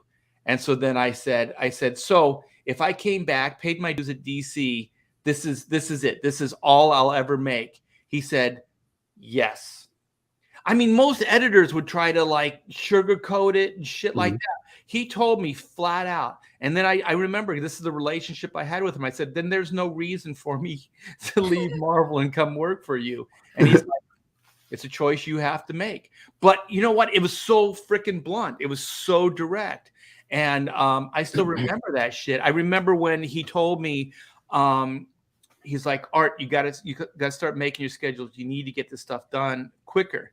And I was just like, "Yeah, whatever, And so then there was this crazy storyline where they were bringing in like these Fantastic Four like characters, and the one Reed Richards character became Cyborg Superman, right?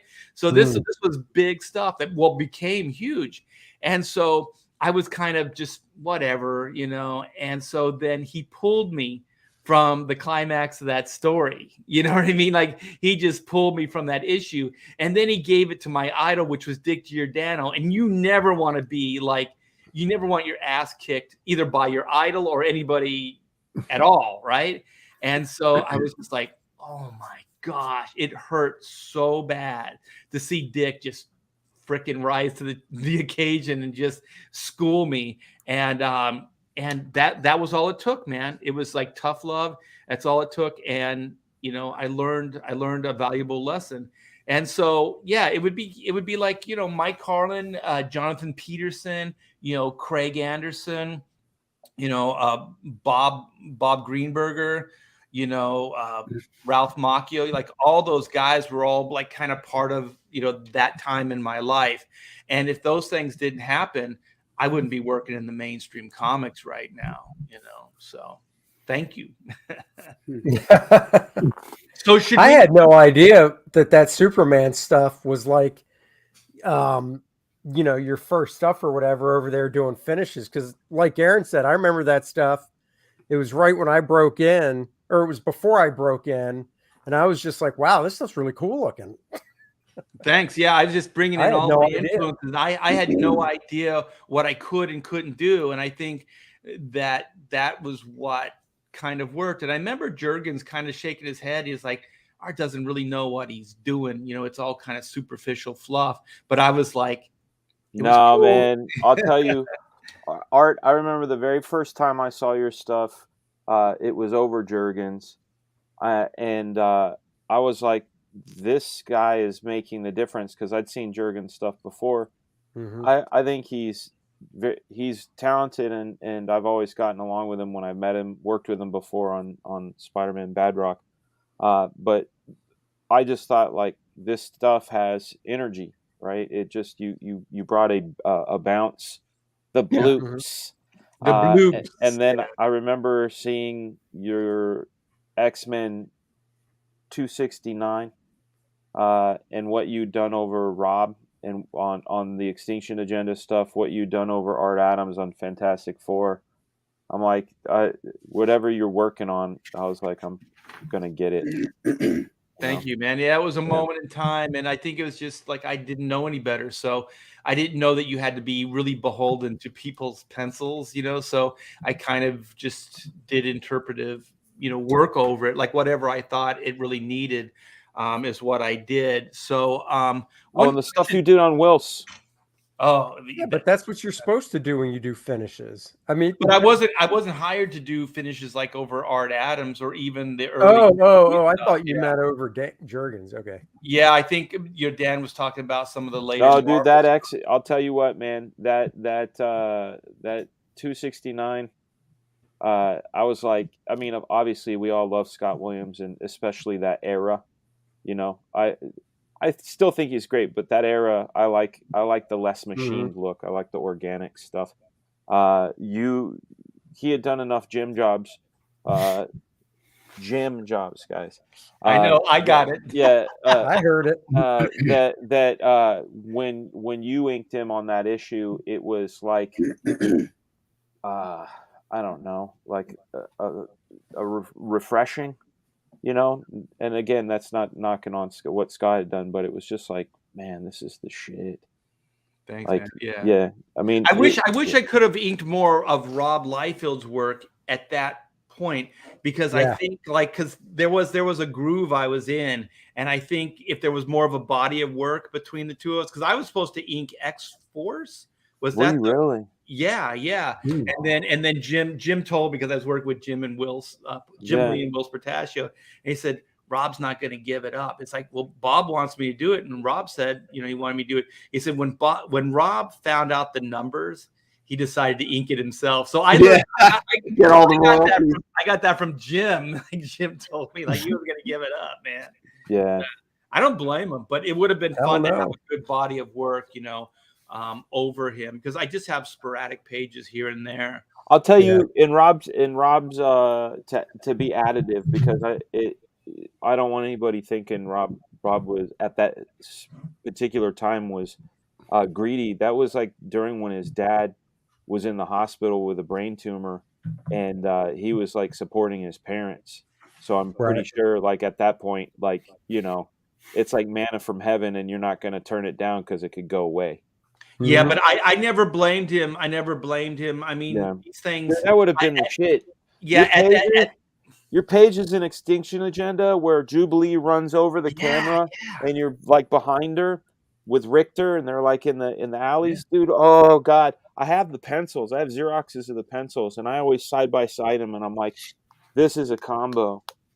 I would have liked to do more, but I just want, for the record, I never blamed him. At that point, I was enough of a professional that I understood when jobs don't always come through. You know what I mean? So it's not a big deal. What were you saying, Billy? You're muted. Yeah, I'm sorry. You inked that page of Jubilee running towards the camera in the Extinction Agenda. Was that New Mutants? Yeah. Is that the one you're talking about? She's running at camera, and then there's a shot right after where you can. Yeah, man. Debbie sent me that book, she sent me. Yeah, I was in the Army. I think it was in basic training. Yeah. When when that came out, and or I was in the Army for something, and she sent me all the Extinction Agendas, and I remember, like, I'm like, God, that's a really dynamic page. That's cool, man. Why was the rest of that Rubenstein, man? It was like Rubenstein and his cronies, because it wasn't good. Yeah, it kind of. I don't know if it was his cronies or not, or if it was just Joe getting it done.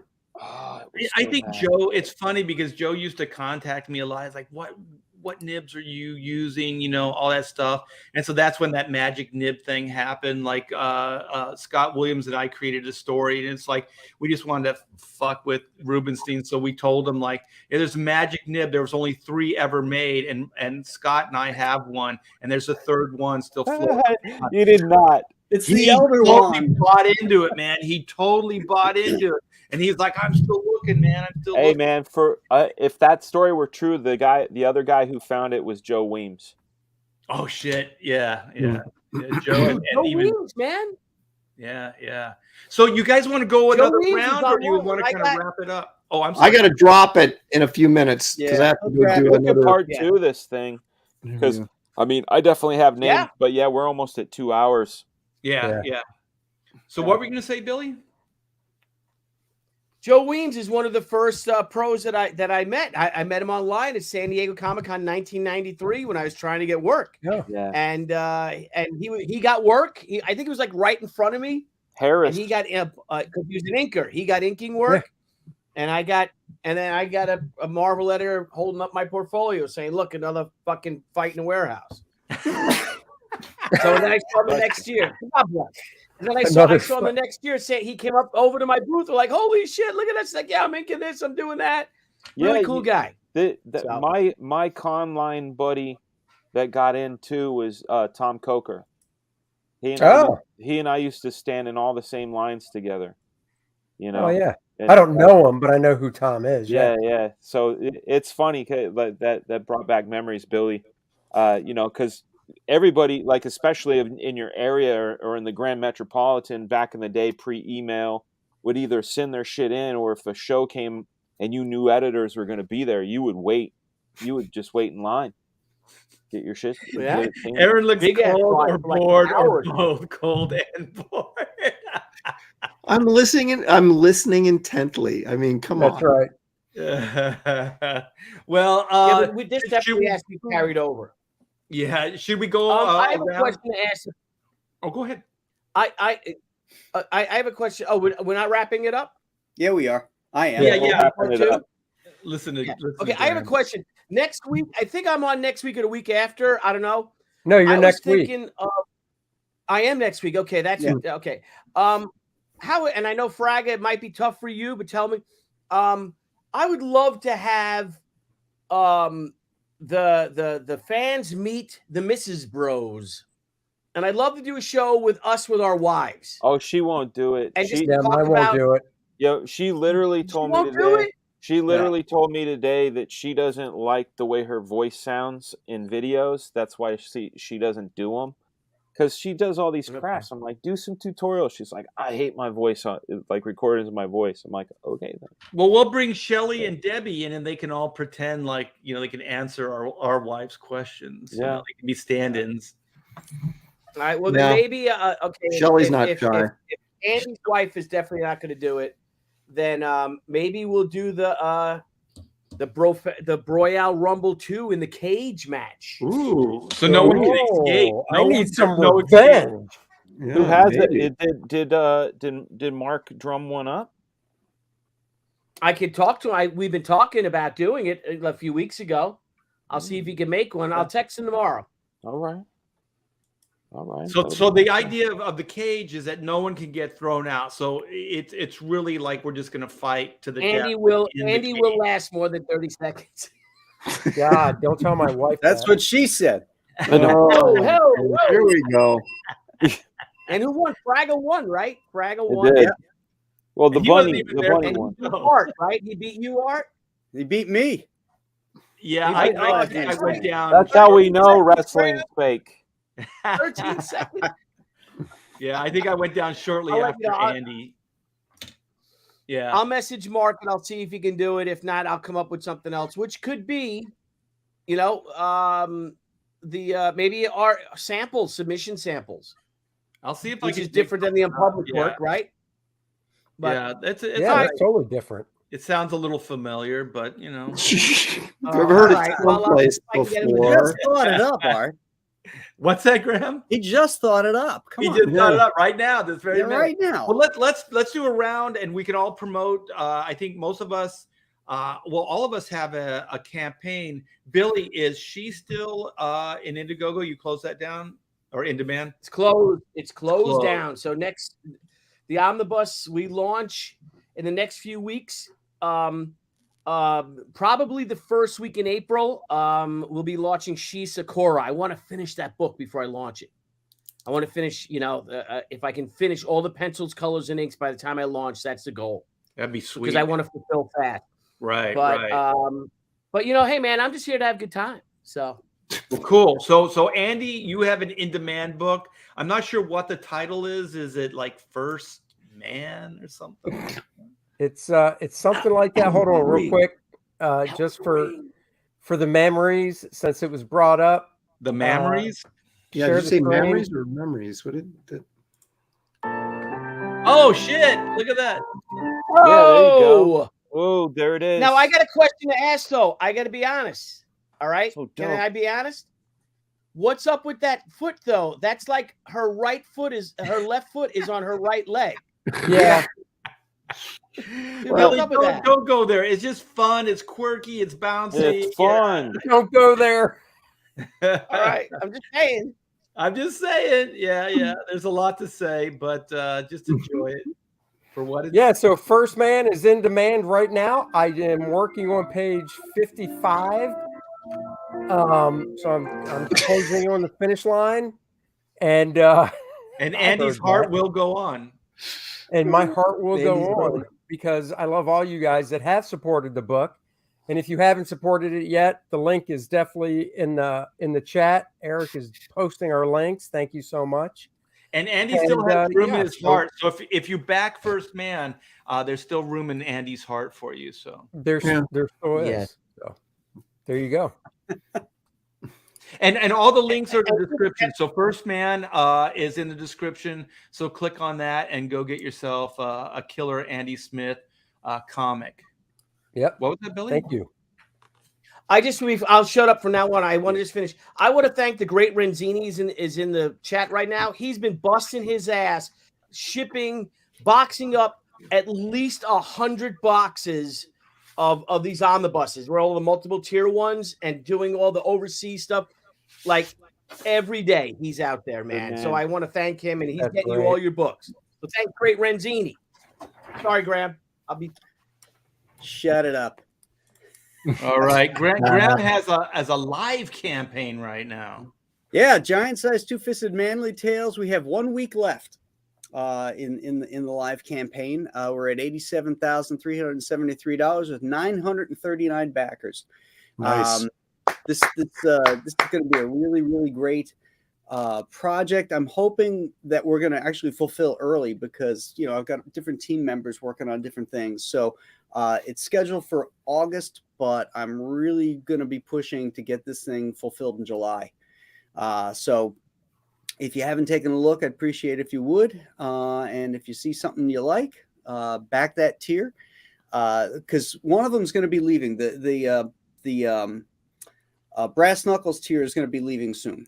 So if you're thinking about that, that which is the featured perk, because I got to get those ordered.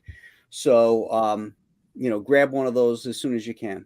And everybody in the chat, thanks for watching the show. 1,000 backers. What's that? You're what, 60 backers away, 61 backers away from 1,000. Come on, guys. Let's get 60 tonight. 60. Yeah, we could do this. It's just a credit. This week we can. This week. Yeah. Yeah. This is the final week, guys. So let's get going. Get on. Graham's book is in the description as well. So how about you, Wraith of Joy? Well, I'm glad you called on me, Art. My book is in demand. Of course, the link your hand up. So is in the description, and I'm inking page 60 right now of the massive 78-page graphic novel that it is. So we're getting down the home stretch. A couple of announcements I want to make real quickly is this is the original artwork for the Ace of Spades playing card, and this is actually I just put it up as a perk. So if you want to buy some original artwork for this campaign, there's your chance. It's on there right now. And there's a big black and white scan of it there on the left column, as opposed to where the perks are on the right and the art's on the left. And you just scroll down, you can see a big scan of it. And also just put in an order for some laser etched shot glasses for Wraith of God. So we will have those shortly, and they'll be putting up there and see if there's any interest in those things. So there you go. Aaron, if they're successful, you got to take a shot on air. No, yes. And none of that. I would be out, but I'll put something in it that won't kill me. Kombucha. Yeah, it's called whiskey. Come on, Aaron, don't be a bitch. Don't be a bitch. Come on. Come on, you're asking all these cowboy tough guys to buy your book and get your shot glass, and once you're way up there at what are you 123,000. These fans deserve a shot. Hey, Aaron, does it feel like you're in high school again? This is peer pressure. I know. It's like I just got to make sure there's someone there to start my heart again when I do it. Well, maybe that will do it. Yeah. Let me get this real quick. Thank you so much, Randy Howe, for the super chat. Will Manly Tales include a fight in a warehouse? Well, Billy, some guy in Long Island sent us samples of a fight in the warehouse, and I just rejected him outright. So, Graham's like, you know what I did? This is what I did. I went like this, and I went.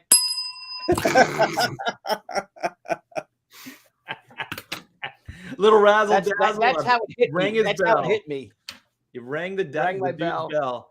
All right. Well, I know that Dan Frega has a little book called Black Flag Pineapple Perception that's in demand right now. And you talk about just killing it. Holy shitball. Yeah. The book's doing well. I'm working on it. Slow sauce style. It's taken longer than I'd want, but I'm happy with every detail of it. I'm very happy with the crew I'm working with. Will Perdomo has also been putting together some pretty amazing stuff for the 0.5 issue. Speaking of Brian Murray, I showed you guys last week. He did up a pinup that I hope to share in the next update. He did pencils, inks, colors. Beautiful piece. And then me, I like sharing other people's campaigns too. We had a launch on Tuesday from our good friend Eric Canetti. Issue 2 of Arc Athena is out, you guys.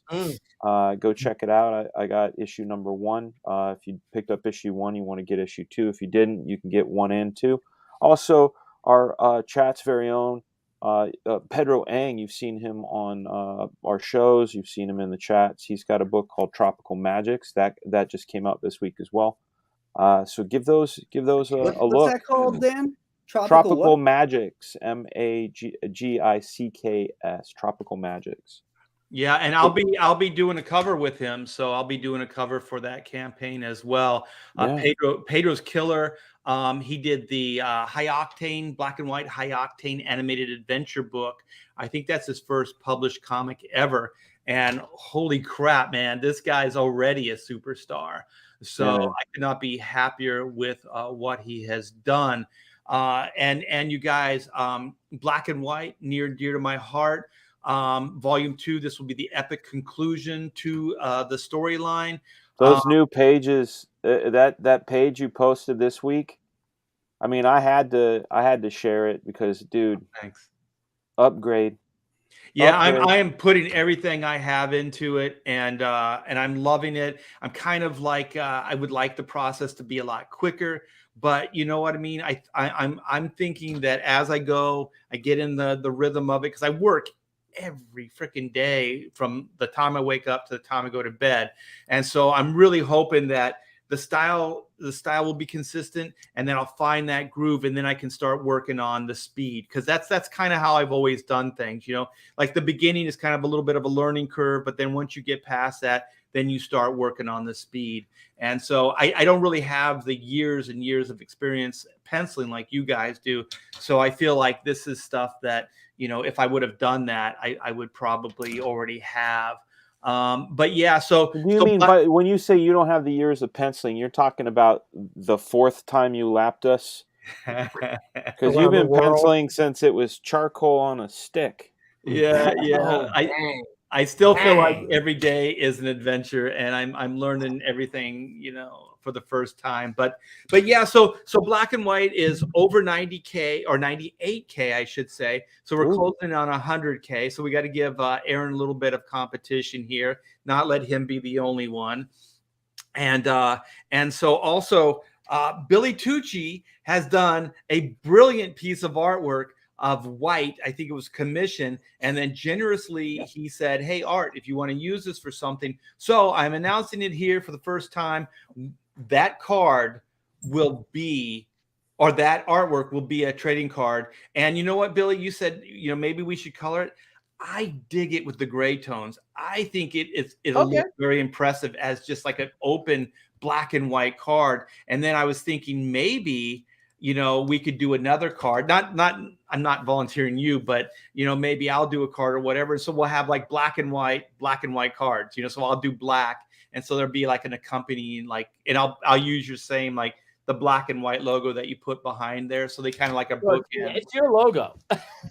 Yeah, but you nailed logo. It. You nailed it. She's a great design, and so. Well, thank you so much, and also Yeah, we're going to be adding some more artwork to the campaign as well. So if you like original artwork right now, you can buy those layout pages or you can back those layout pages. But we're going to have the actual 11 by 17 pencils and inks on the board. We're going to have some of those available as well. Art, you're hosting, so you can do this. Can you just show the chat that page you posted this week? Yeah, and just show it nice and big on the screen. Sure. I'm finding it now. It shouldn't be too hard. I should have it somewhere. But thank you, man. I appreciate it. It means a lot. I feed on I feed kind of on negative, but I also I can feed on like black and white. Feed on negative. Well, Art, here's something positive. CGC has just figured out a way to slab a cave wall. So now your first original art, my early work. Yeah, and they'll grade it and everything. Yeah. So, and you know what? This is always the best joke when Graham makes the old man jokes. It's always the best because come on, man. I'll be 60 next week. I know. I like that Graham's always like, yeah, I'm younger than you. I'm like, come on, man. I think we also we dated. I think we broke in like the same year. Was that? I think we did some math. 84. Yes, it was 84. Yeah. Oh, I think I broke in a little earlier than that, like working with Valentino and stuff. But my DC work, I think, was in 84. Zoom in on the hug shot, dude. It's so good. I mean, all of it's great, but it's that embrace. It's so good. Shoot. The like texture. Zooming in on the butt, though. Hair is really hard. Andy's favorite. Yeah. That is a nice tushy. Let me like them my cake Photoshop. stuff. There we go. Here we go. There Look it at is. that. Oh. Yeah, this is anybody that read the first issue will know why this is so important. So, you have to give this stuff space. And then So much love here. Oh, thank you. And I just remember like when Andy saw this, he goes, "Nice ass." It looks like Black is giving it a spot too, though. Look at that. Hey. Yeah, like Black is looking on like, hey. Hey now. Yeah, that's great. right. My favorite Digging thing the is butt. just like this hero shot of Gray next to the bullet. Like I think that's cool. Yeah. It's gonna be so tiny in the book, but look at all the detail. Yeah. Mm-hmm.